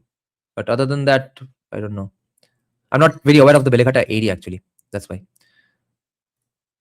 Owen Mukherjee is saying clean sweep for Golkar, but on Gorkhaland issue, my take is what's the problem if they get a separate state? I anyway believe 75 states is the way to go for India. I absolutely believe Professor Gautam Desiraju and Dikit Bhattacharya's idea. And Gorkhas do have a genuine, ask if all they are asking for is a separate state and not a separate country.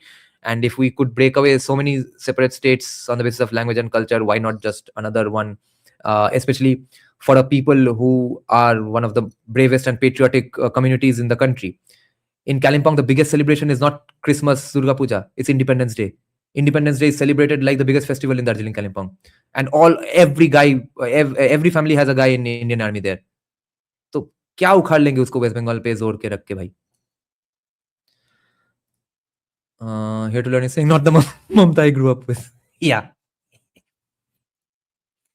Who is Kunal's opponent from BJP? Don't remember. Okay, I have to go now. I have 9 a.m. office Okay. tomorrow.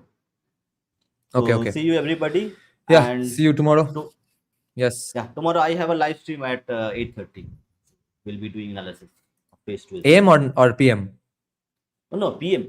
AM I'm in office. Okay, thank Okay, you everybody. okay. Thank you Niyajanda. Good night. Yeah. Good night, Bhupenda. Okay. Now, चलो अब monopoly शुरू करते हैं. Orchishman is saying Dikshit Bhattacharya state reorganization is a mindfucking book. Bhai, it's an insanely great idea. The different variety of priorities and potentials of different regions in a state, how will they get all prioritized by one capital in the state who has its own priorities? It cannot happen logically, not for too long. What about the police and IPS lobby? Why they are suddenly against Mamta? Are they against Mamta? I don't think they're against Mamta. भाई इतना खान पान का व्यवस्था हुआ इतना दिनों तक, वो सब छोड़ देंगे थोड़ी, अनलेस गांड में डर घुसाया है अमित शाह ने. मेरे घर से पार्थ चौधरी আছে বেকার ক্যান্ডিডেট. ए रेट्रो तो you तो will say everyone is बेकार candidate. Who is Partha Chaudhary? I mean, does he have any other bio other than being a BJP guy? Sahitya is saying, I think we should make 100 states, but not on basis of language, culture, or anything like that. Just cap it population and shape it like. Yes, I think ideally states should be reorganized according to business interests that places whatever manufacturing they can do. And especially not on fucking language and religion and stuff. We need 3 or 4 Bengali states as soon as possible. Why Mamta cannot carry free and fair elections after 15 years? That is where the deep state comes in. Because she's been told that you have to stay in power anyhow. Do not give a shit about anything else. We'll handle everything else. You just stay in power and avoid cooperating with Modi.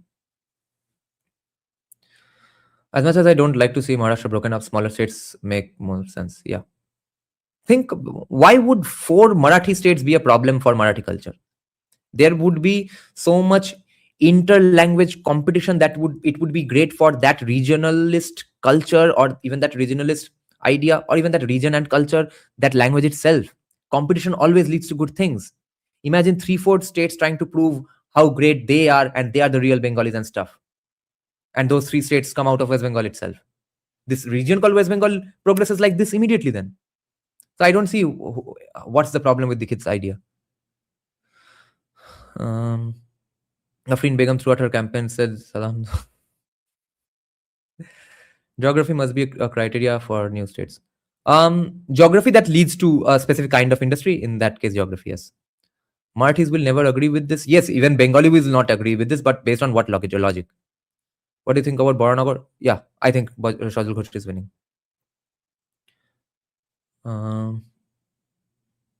Self-proclaimed doctor and oh Baba. Oh, self-proclaimed doctor mane ki abar? Mane PhD in some other stuff or actual medical doctor? I'm so surprised to know that non-Bengalis living in Kolkata vote for TMC. We have quite a lot of Bihari voters here. They are from the lower income group. They are blind supporters of BJP. Yes. Now, Shauli Dasgupta, I also used to believe that, but the top rungs of the non-Bengali community, who are rich as fuck, who are businessmen especially, or like owners of something, college, school, etc., they will have to be Trinamool supporters, at least on the face, at least on the outside, because otherwise they won't get any job done. At one point, they might have started believing in their own shit, and they might have started loving the smell of their own farts. But what you have to remember is that a lot of chappa voting has also happened in the non-Bengali constituencies as well.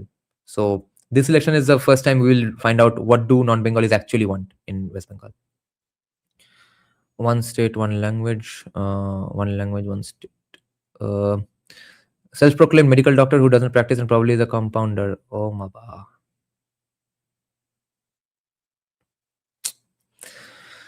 Question on a different topic. Do you listen to techno music? Not much, and therefore I'm very annoyed with Aditya Dhar for keeping the Mayor 2 track in both the Dhurandhar 2 EP as well as the main album. I absolutely dislike that song from the bottom of my heart, and every time I put it on a playlist and I'm going somewhere, etc., I have to again take out my phone and skip that song. I do not like that genre, but I do not hate that genre all that much. I mean, like, if I did not take out my phone and skip the Mayor 2 song, it's not like I would be very, very annoyed and stuff. It's just, why this song?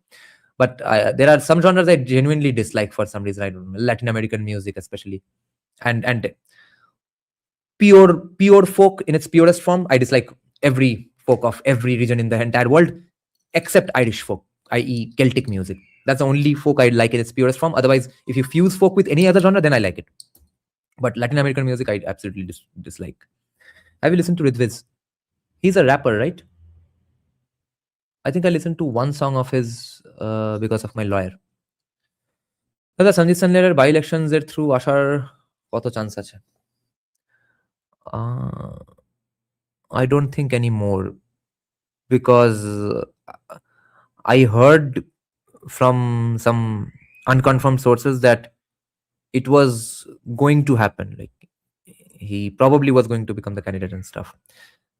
At some point, something happened, and he probably then did not do it anymore, or probably BJP decided, let's not do this anymore. That's what I heard from some people. It can be absolutely unconfirmed stuff. I did not talk to him about this. So, and anytime I have asked him about this, that, sir, are you really contesting? He keeps saying that, yes, I also have heard those rumors. So I don't know if he's being truthful or cheeky. But from other sources, I heard that, yes, there was a chance of that, and then it didn't happen. So if there was a chance and then it didn't happen, then it means it's not going to happen anymore, probably. But might be a Brahmastra, might be a last rabbit out of the box. But I would be very surprised, because there are other things in store for him as well. Significant central national positions. How should I approach the idea of an Indian capitalist party? I'm actually studying engineering and actually want to work in engineering industry. And side by side, I want to work on this idea. Okay, good question, Punopriya. Remember, when you are creating a political party, you have to think of it like a social scientist and not like an engineering guy. Okay? Understand society and stuff, first and foremost. Read up a lot of sociology. And then talk to people, convince a few people to join you in a few maybe rallies, or go to a few political seminars, ask the questions, become popular through reels for asking cool, tough questions to people in power. And I hope BJP will not kill you and after they come to power for asking, why are you giving so much freebies, unlike Trinamool right now. So do that stuff, become popular, have a gathering of your own, then start to look funding, do more campaigns and stuff. Only then it can happen. And I'm not I'm touching that idea with a 10-foot pole, because there's just too much blood money floating around in this ecosystem. Did you hear about the blasphemy law in Punjab? I saw Kushal make a video on this, but I have not seen it, and I did not research anything on this. Can Modi implement president rule if BJP loses these elections? We are practically in an unsaid president's rule right now already. President's rule में इससे बढ़कर क्या और extra हो जाएगा? वैसे भी central forces 60 days तक रहने वाली है, so that's kind of president's rule anyway. Domestic petty politics ছাড়া একটা কিউরিওসিটি থেকে জিজ্ঞেস করছি, the Manipur issue because of cookies, the project Cookie Land for Christ, apparently the movement is supported by Rabbi. Yes, I am. Israelis India bhai bhai narrative বন্ধ হচ্ছে না কেন? Because broadly we are bhai bhais, but the reason that Israel is doing that is not because they hate India. The reason they are doing it is because they do not want anyone to become a significant player, power, who can have a say in anything. They want the final say in everything, and it's absolutely right for them to think that way. We just have to tackle this, fight this, be friends where possible on the issues possible, and then hope to be that country as well who is the only powerful guy and does not let anyone else be powerful. So the solution for the Northeast situation is something that cannot be done. Northeast will keep burning forever and after. CM candidate কে হতে পারে BJP থেকে? I'm hearing someone from Ramakrishna Mission.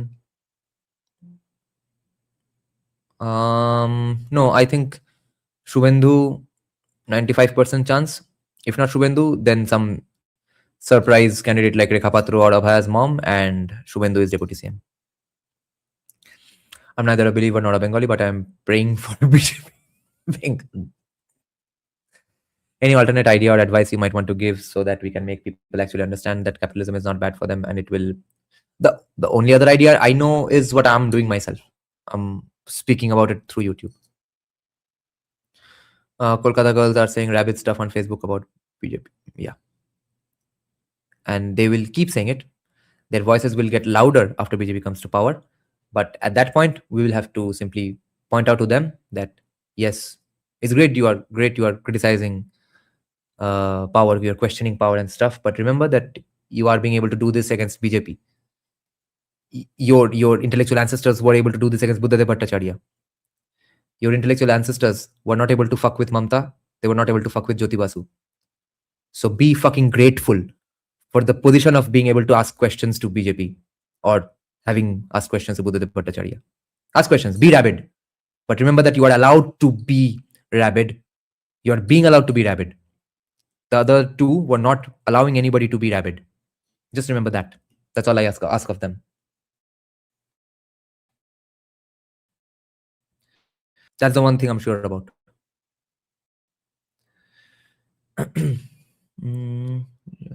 Cookies are apparently Jews, but they don't have any Jewish ancestry. Yeah. Crazy shit. All votings have been done peacefully until now, unlike previous times, yeah. But I fear TFC goons will do something on the day of counting. Yes, and they will try to, at least they want to. But on that day also, those riot vans will go about their homes. To be honest, BJP master stroke kind of work in my neighborhood. People believe that TMC are anti-women for stand against women reservation. Holy shit. Which neighborhood is this? Nice. Shomotonu, please keep repeating the questions, okay? Because too many good questions and points are going on coming, and I do not want to go on scrolling for 5-10 minutes. Bengali girl, Slevin. Congratulations. Where is Shomotonu's question? What Milton Friedman would have suggested for West Bengal in 2026? What I suggested to BJP in their manifesto committee meeting, except the Raj Bhavan and Writers Building, declare the entire state as SEZ. And no reservations, obviously. No state funding for anything. কি মনে হচ্ছে কে আসবে? আমার মনে হচ্ছে I think TMC will win, but I think they will barely win, so they won't be able to stay in power for 5 years. I pray to God to meet a nationalist the dream. But everywhere else, they are like that only. Everywhere else, nationalist pro-Hindu, beautiful girls are in hordes. See, Retroave. Everywhere, beauty is subjective. Everywhere, what we consider beautiful, good-looking, etc., is whoever has the closest proximity to power. The elite are considered beautiful because they are successful. We intuitively, inherently believe that whatever they are doing is right because that's leading to their success and stuff. So, therefore, you'll see right-wingers say that, right-wingers, left-wingers, everyone says that why are all good-looking women in Bengal such hardcore nut job leftists, etc. Because leftism is the power elite of the state. And everywhere else you'll see, in most BJP-run states, etc., who are firmly BJP, who have been voting for BJP for at least 10 years at this point, you'll see the most good-looking girls are all right-wingers, power elite.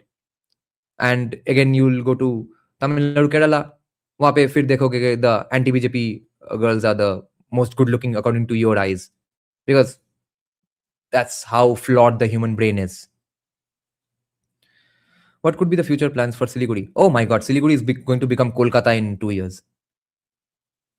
I saw a political analyst on, I mean, I'm saying that because Kolkata is still more developed than Siliguri. I saw a political analyst on FB write Stalin and Hitler right winger, and these people get to go. Anmandal, are you talking about a woman, a Bengali woman who said that? Or a right wing Bengali woman who said that? Or are you talking about a commie? Because I know a right wing Bengali woman who also wrote that, and she came on my podcast as well long time back, and she's from the Hindutva socialist faction, so yes, they believe in this crazy shit. We can't deal with it. Aditya Singh, ask questions in English, I'll have to translate again.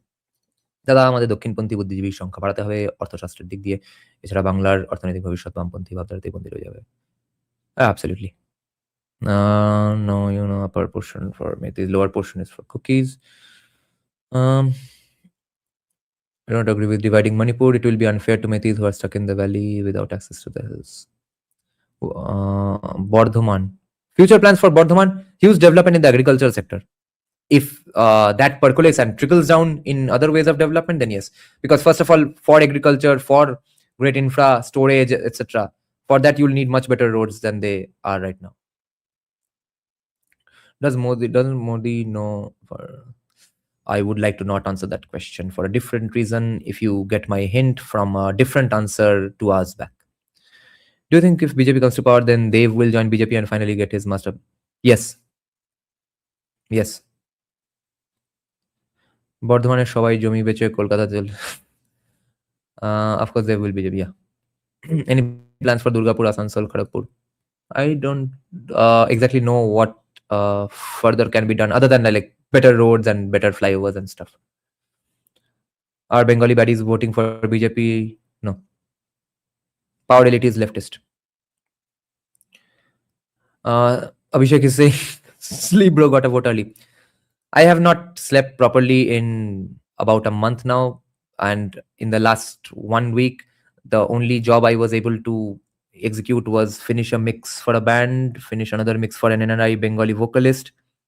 Mixes which I had completed a month back, they had some little updates to do, and my documentary dubbing, because I am not being able to concentrate on anything. You can call it my weakness or flaw, but I cannot focus on anything other than 4th May. So I have practically crippling anxiety. I am having a tough fucking time staying sober.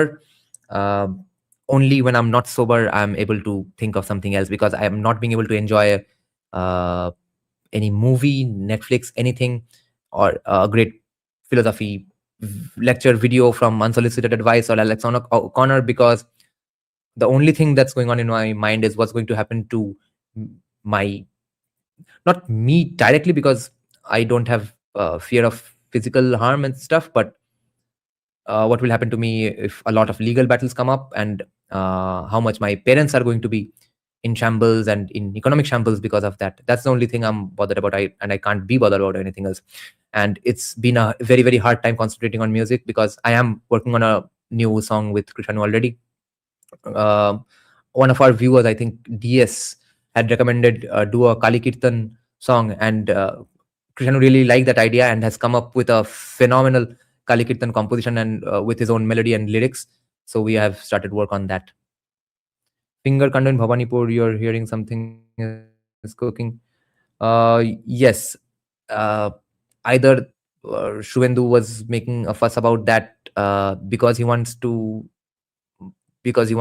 election commission to find out and do something as quickly as possible, or because he wants to give a signal to Trinamool that, hey, I found out about your ploy, or he has maybe some fear about Bhabanipur, because usual politicians do this, that when they know they are losing, they start complaining about the elections beforehand as well, like Mitali Bagh.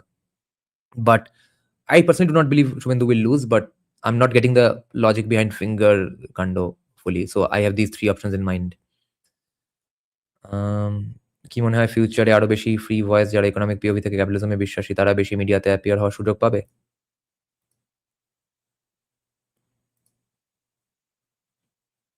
Aditya Prasad, Aditya Prasad is asking, ইংলিশে জিজ্ঞেস করতে বললাম, ও বাংলাতে English লিখলো, ইংলিশে Bangla লিখলো। He's asking, will pro market voices get a bigger say in mainstream media and stuff? Whoever is an anti BJP voice will keep getting propped up every now and then. Right now, all the anti BJP voices are hardcore commies. When a time comes that the only guys anti BJP are economic right wingers and stuff, then they will also be propped up by the deep state. So some will come from that lobby, and some will come simply out of the frustration lobby inside BJP ecosystem, and hopefully from Bengal, with some people I, academic man, are able to gather. So my hopes are more from what Bengal can contribute to this. Seven is saying you need to keep tabs on corruption of BJP too. They deliver the goods too slow and are corrupt as well. So hopefully you guys will have problem of corruption in work soon than no work. Yeah. How much and to whom? What are you talking about? With Prasad is a Bengali last name too. Yes. And especially it's a very common middle name as well. Oh shit, I forgot to talk about this. Why is the video called Last Night in Kolkata? Lol, I kept thinking I would say this in the beginning. What the fuck? The reason it's called Last Night, the reason it is the last night of West Bengal as we know it and Kolkata as we know it today, is because tomorrow onwards, we are going to be heading towards becoming either Kabul or Hyderabad, Mumbai. It's not going to remain Kolkata anymore after tomorrow. That if TMC wins again, should we buy Second Amendment US stuff? You should buy. Who's going to let you? You should be in favor of it, of course. सलवाजुदुम भाई कितना बढ़िया idea था। नंदिनी सुंदर ने जाके 2011 में supreme court में जाके वो केस जीत लिया, सलवाजुदुम बंद कर दिया। 2013 में वो 27 कांग्रेस नेताओं का मैसेगर हो गया, जो लोग सलवाजुदुम करवा रहे थे। I've heard from prominent people that BJP might lose Bhawanipur, so I'm not so surprised. Right. Yeah. Just 3-4 days back, I was just spitballing and riffing with a friend, and I was thinking that Bhawanipur might be gifted to Trinamool or Mamta so that she works as the controlled opposition voice. And since Shubhendu has Nandigram anyway, so Bhawanipur might all be just for a show. But if it is not that, if it's up to people, then yes. But this is the problem with Bengal. People's votes do not matter 100%. They matter a lot. They do not matter 100%. Why everyone saying BJP already won? Because they got the vibe out of the fairest and freest election West Bengal has ever had in its history. CPM will be in power if Salim meets board meeting. Bhawanipur is sacked. Okay, maybe, hopefully. So then looks like BJP is not coming. Well, if not today, they are coming in power within the next 1 or 2 years. 5 years is not going to be completed by this government. Unless, miraculously, by some shenanigans of the deep state, Mamta reaches 160, 170. Yes. Then it's done. Can people like Dipshita be able to revive CPM and urban nationalism in Bengal? 100%. And especially if all BJP has to counter them is urban Dehati Hindutva socialist stuff. Okay? Whether it's Pushpak Bhiman in Rigveda, Mahabharata, or communism is nicer if we call it with some Sanskrit name, or your mind is too colonized, so I won't debate you, or I'll beat you up because you are a Bangal who came from Bangladesh and liked Muslims. All of those bogus arguments are not going to work for people like that, and they're going to have a gala time making a fool out of these people, and they will very, very easily convince the next generation, as they have already, in becoming their foot soldiers. Did you follow from? No. That one I haven't watched as of now. I'll watch it after this live stream. Padmata Joshi was telling Kushal her maid is Bangladeshi. Yeah, I saw that live stream. Isn't Dipshita BBK as well? Yes, absolutely. Shapon Dadui Varsha. Yes. If Shapon Dasgupta doesn't let us have a little fun, then there's no hope with this. But he genuinely is our guy, so I do have hopes from him. If BJP wins, what do you think stays as the principal opposition in few years? TMC or CPM? TMC. In the next 5 years at least. Since CPM has this loony ideology, but TMC is the current deep state choice, yes. See, look, deep state choice will change like this. Shravan Dasgupta for CM. ना नहीं करेंगे वो वैसे देखो वो CM बनने से कुछ नहीं होता है कोई भी सीएम हो वेस्ट बंगाल में he is going to be a puppet CM and it's probably for the best and like see this election it's being run by बहिरागत then it's a good thing non बहिरागत ने क्या उखाड़ लिया Mamta seems very thin. Is she healthy? Amit Shah also seems very thin. They are both dieting because they want to have a long life. If TMC comes, don't think BJP will ever come again. No, if TMC comes with more than 160, then BJP will not come. If TMC comes with 150, then no problem. Shubhendu for CM, strong control and ground knowledge. Yes. Kolkata jitbe naki khub? I think yes. Shubhendu will be CM. Shravan Dasgupta for Education Minister. I think yes. Education, culture and stuff. It does not matter what ministry he has. It matters how much say he is able to achieve. I just think he might be able to achieve it. Will we see a mass arrest drive after 4th? No. If Trinamool wins, yes. If BJP wins, yeah. Even if BJP wins for a while, yes.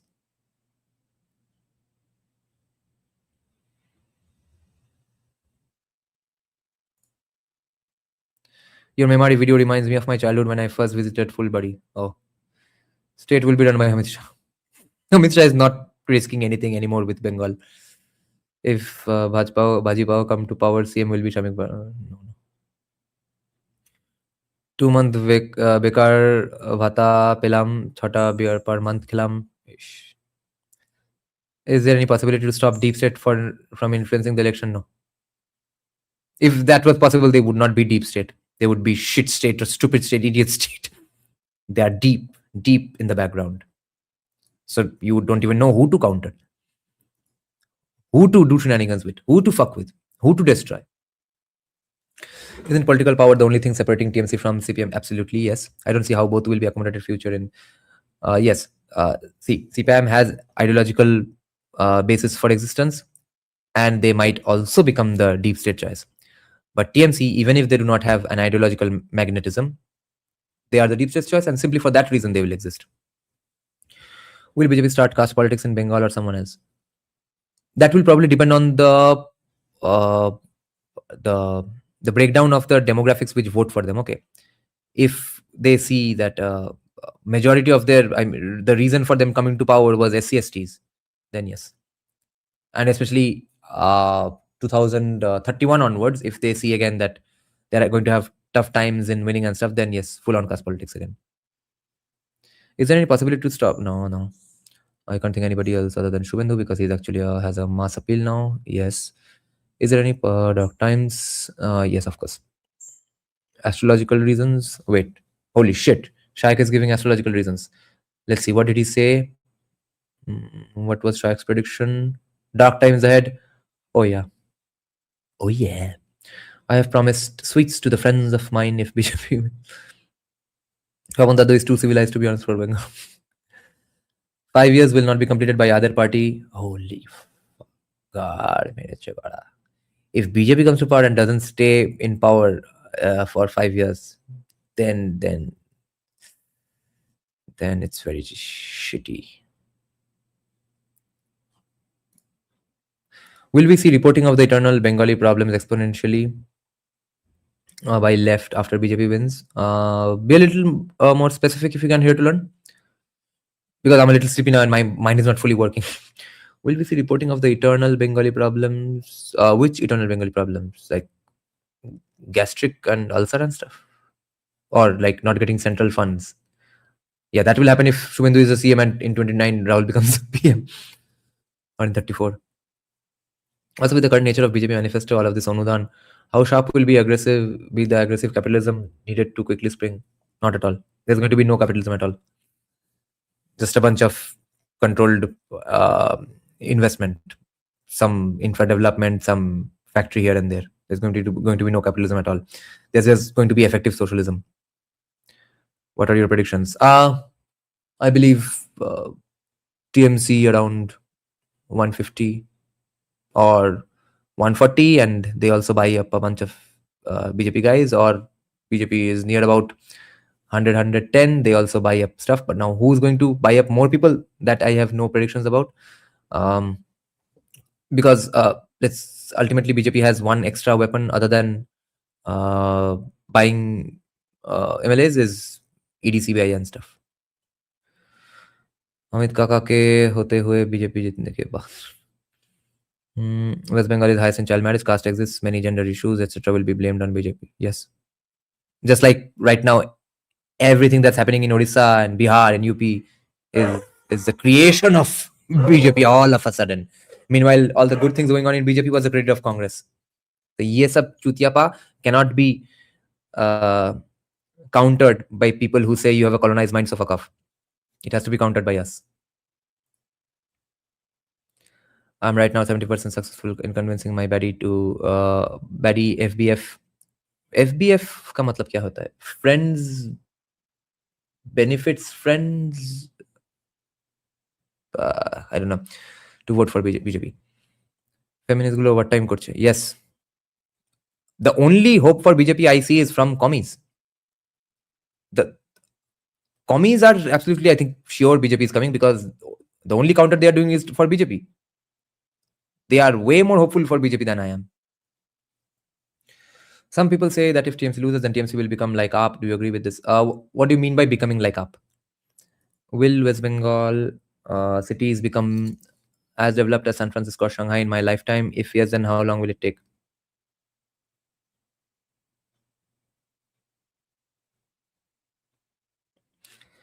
Look, it can look like Shanghai and California, but California, Shanghai's GDP, that we are not doing. We can't do. California's GDP is bigger than India's. So West Bengal's GDP is not going to be bigger than India's anytime soon. So in that sense, we are not becoming California and stuff. And two more things why we are not going to be able to do that is because, after all, we are doing socialism. After all, me and Bhupenda, we are all mollycoddling, whitewashing socialism when we are talking in favorably for BJP. And in the end, socialism cannot create a Shanghai or California. It cannot. And therefore, since for the foreseeable future, we are only going to do socialism, for the foreseeable future, we are not going to be anything remotely resembling California. And secondly, we have a lot of baggage of a whole lot of communities. Other than general caste Hindu men, everyone is being treated with soft bigotry of low expectations. And the soft bigotry of low expectations is going on increasing. The appeasement that BJP does of different communities is as much an appeasement that Congress CPM does for Muslims. So the only reason you might support BJP's appeasement of these communities is that, yes, after all, they are Hindu, and therefore the appeasement is good. But notice that the appeasement of Muslims done by Congress CPM has not helped the progress of Muslims. And it's not just because of what's written in the Quran. It's because of socialism. It's because of mollycoddling. It's because of soft bigotry of low expectations. So real progress of these communities is not going to happen. So they're going to go on being baggages and anchors in the legs of India's potential to be something great. So nothing significantly, fascinatingly great is going to happen to India in our lifetimes, unless we stop the soft bigotry of low expectations and socialism. And that cannot happen in a democracy like India. So If you are hopeful for Shanghai and California, go to Shanghai and California or go to sleep. It's not happening.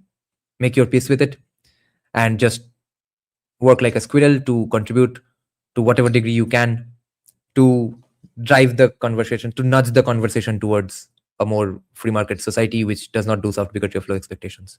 That's all. We're not getting anything better than that. Do you think this is BJP appeasement? This BJP appeasement will make them into Congress eventually?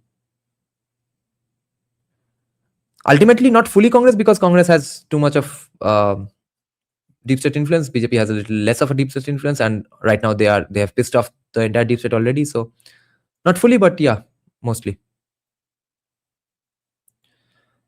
Rakesh is saying if TMC, if TMC will get 150, 160, then who will? Who will align with TMC to make TMC strong government for the next 5 years? No one will have to align. They'll buy 30 BJP MLAs or simply threaten them. Not 150. If they go to 160, 170, then with 150 Trinamool, they'll lose 30 MLAs. They be saying Finance Minister Dr. Lahiri. Baba. Deb. Dr. Lahiri is Vice Chairman of Niti Aayog. Are you saying he's going to quit that job? Are you saying he's going to do both jobs? Going to do back and forth Kolkata and Delhi? No. It's done. Ashok Lahiri is not becoming Finance Minister anymore.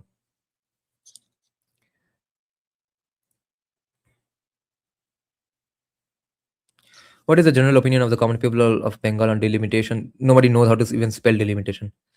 And how does it compare to Maharashtra, where it is highly opposed despite BJP rule? No one cares. A lot of things do not apply to Bengal simply because of how retarded the people are and how uneducated the people are and how less integrated with the rest of the country's discourse West Bengal's people are. How irrelevant the country's interests are to a majority of West Bengal's people. Like the UGC factor. A viewer of mine was saying that why didn't you bring up the UGC issue with some BJP guy I was interviewing? So I said it's not a factor in West Bengal. He said, who told you it's not a factor? Maybe it's a factor for him. Have you heard any even fucking commie utter the word UGC? Huh? UGC is not a fucking factor in West Bengal because people don't know what's happening. So in the same way, other than commies who follow a bunch of Dravidian commies, no one knows what's happening with delimitation. Why is Raga doing whatever he is doing, considering... I believe he's paying the dues of not going to jail in the National Herald case. What's your take on the TCS case? Take or kya ho? Weird as fuck. Crazy. Can gender politics be the new caste politics of Gen Z? Both are the politics of Gen Z already. It's pure intersectionalism. Anurag Muskaner interview gulo dekhecho, a coffee house puro opinion BJP. I don't know who Anurag Muskan is. Anyways, bye, good night. Yes, good night. What the fuck is even delimitation and how does that factor for retards like me? Yeah, nobody gave any shit to UGC here. Yes. Should we watch exit poll tomorrow? Absolutely not. No one's going to say the truth to exit polls. Shreyan is saying, I don't get why are some left lunatics opposing the BJP like you aren't going anywhere with the TMC around, only with BJP's overtly niceness. They can get some breathing space to do stuff on ground. Yes, but the thing with that nicety is that they will never admit it, which is why the moment Buddhadev Bhattacharya did something fascinating for the state, in those 10 years you had the best of music, best of fascinating new styles of music. Fossils on the all of them came about, and that's when the biggest CPM anti Buddhadev Bhattacharya discourse also took shape. So Rupam Islam wrote a bicycle against bicycle chore, criticizing Bengali society, comparing, describing Bengali society like that. Under who? Under Buddhadev Bhattacharya. And it definitely declined under Mamata. He's not writing bicycle chore today. His wife is posting that, even though I'm not a fan of Trinamool, I must admit what a great leader she is, etc. on the day when the massacre of BJP supporters are happening in 2021. Okay? So, many other musicians, artists and stuff. I mean, I'm not even talking about the post or the Shingun movement. After that, all the intellectuals coming in, even not that. Like the casual anti-establishment stuff that artists like to do. All of that started after Buddhadev Bhattacharya came to power. Jyoti Basu के time पे कोई कुछ नहीं उखाड़ पाया था. Only Nochiketa did every now and then, but again, somehow he became too big to fail. But other than that, everyone got fucked. So all of that's going to increase a lot under BJP as well if they do good economically. So just control your temper, because you are going to see commies only get louder in the next 5 years if BJP wins, because that's just the nature of criticism and economics. Freedom is going to increase if economics gets better, and with that freedom, commies are going to get harsher with BJP.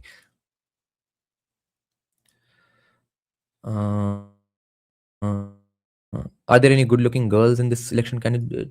I can't think of, not off the top of my head. I don't know. Kobishumon did not live in Kolkata half the time. That's why.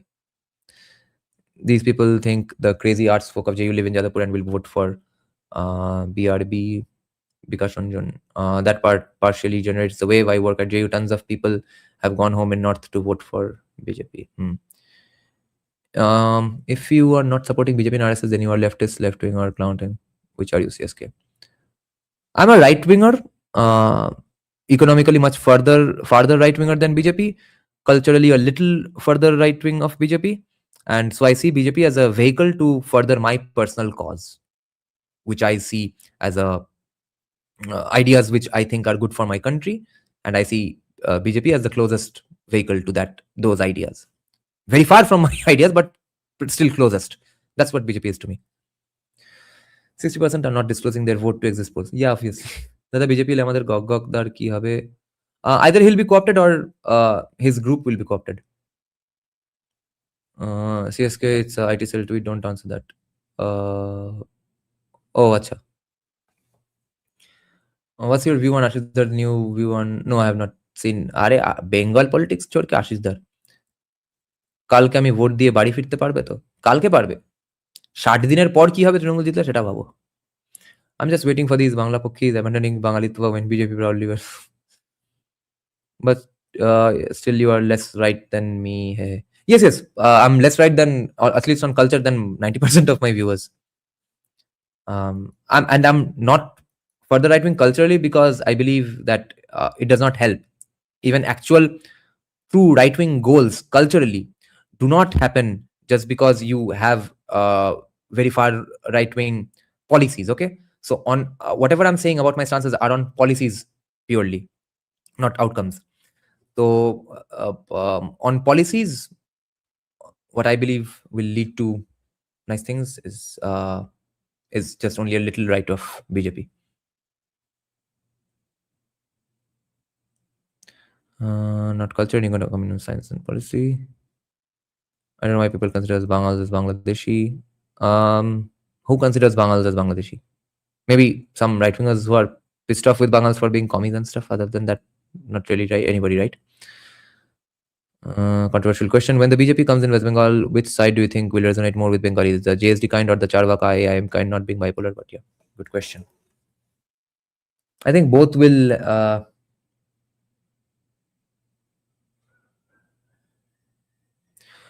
it won't happen immediately, but by 5 years, there will be a significant Charvaka AIM kind of a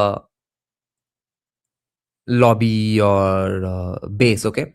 Because they will be the former commies like me who ultimately will be simply liberals and simply have read something. I mean, I'm not at all saying uneducated people are JSD voters, JSD supporters, but JSD's views are such that they can be more acceptable to a little less educated right-wingers as well. So, and especially because it comes across as completely Hindutva socialist and stuff, even though he's not like that.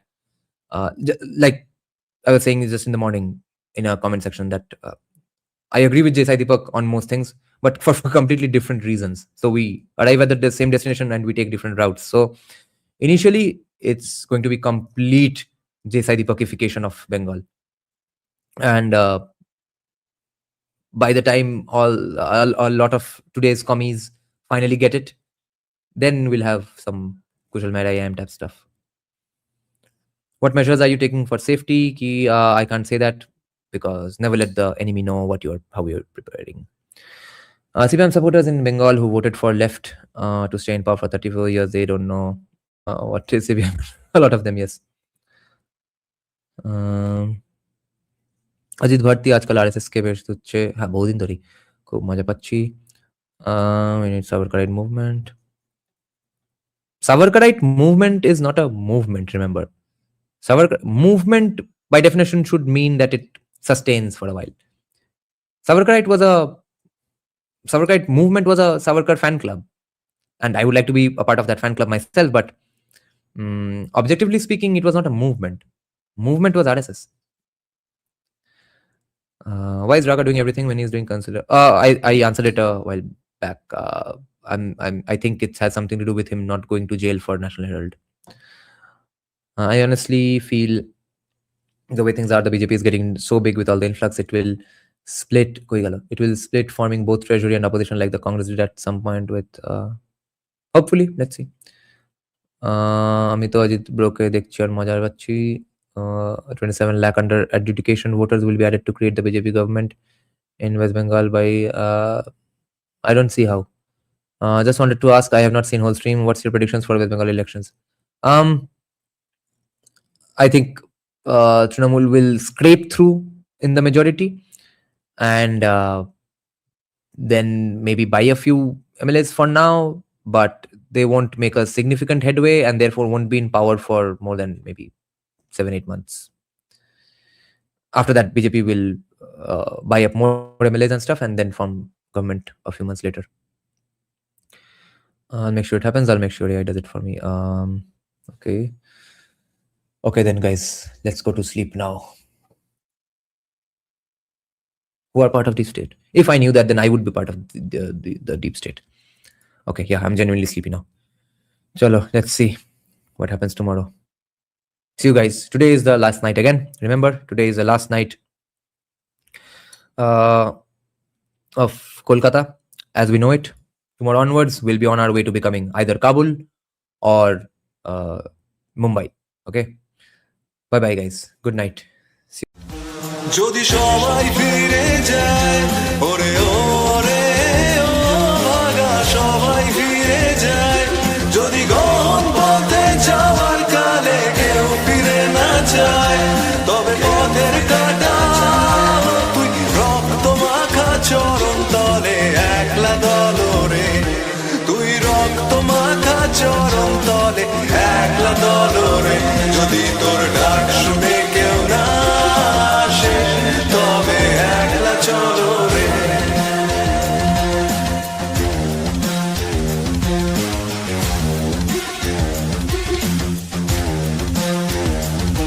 যদি আলো না ধরে, ওরে ওরে ও ভাগা আলো না ধরে, যদি ঝড় বাদলে আধার রাতে দুয়ার দেয় ঘরে, তবে বজ্রানলে আপন বুকের পাঁজর জ্বালিয়ে নিয়ে একলা জলরে, আপন বুকের পাঁজর জ্বালিয়ে নিয়ে একলা জলরে, যদি তোর ডাক শুনে কেউ না আসে, তবে একলা চলো রে।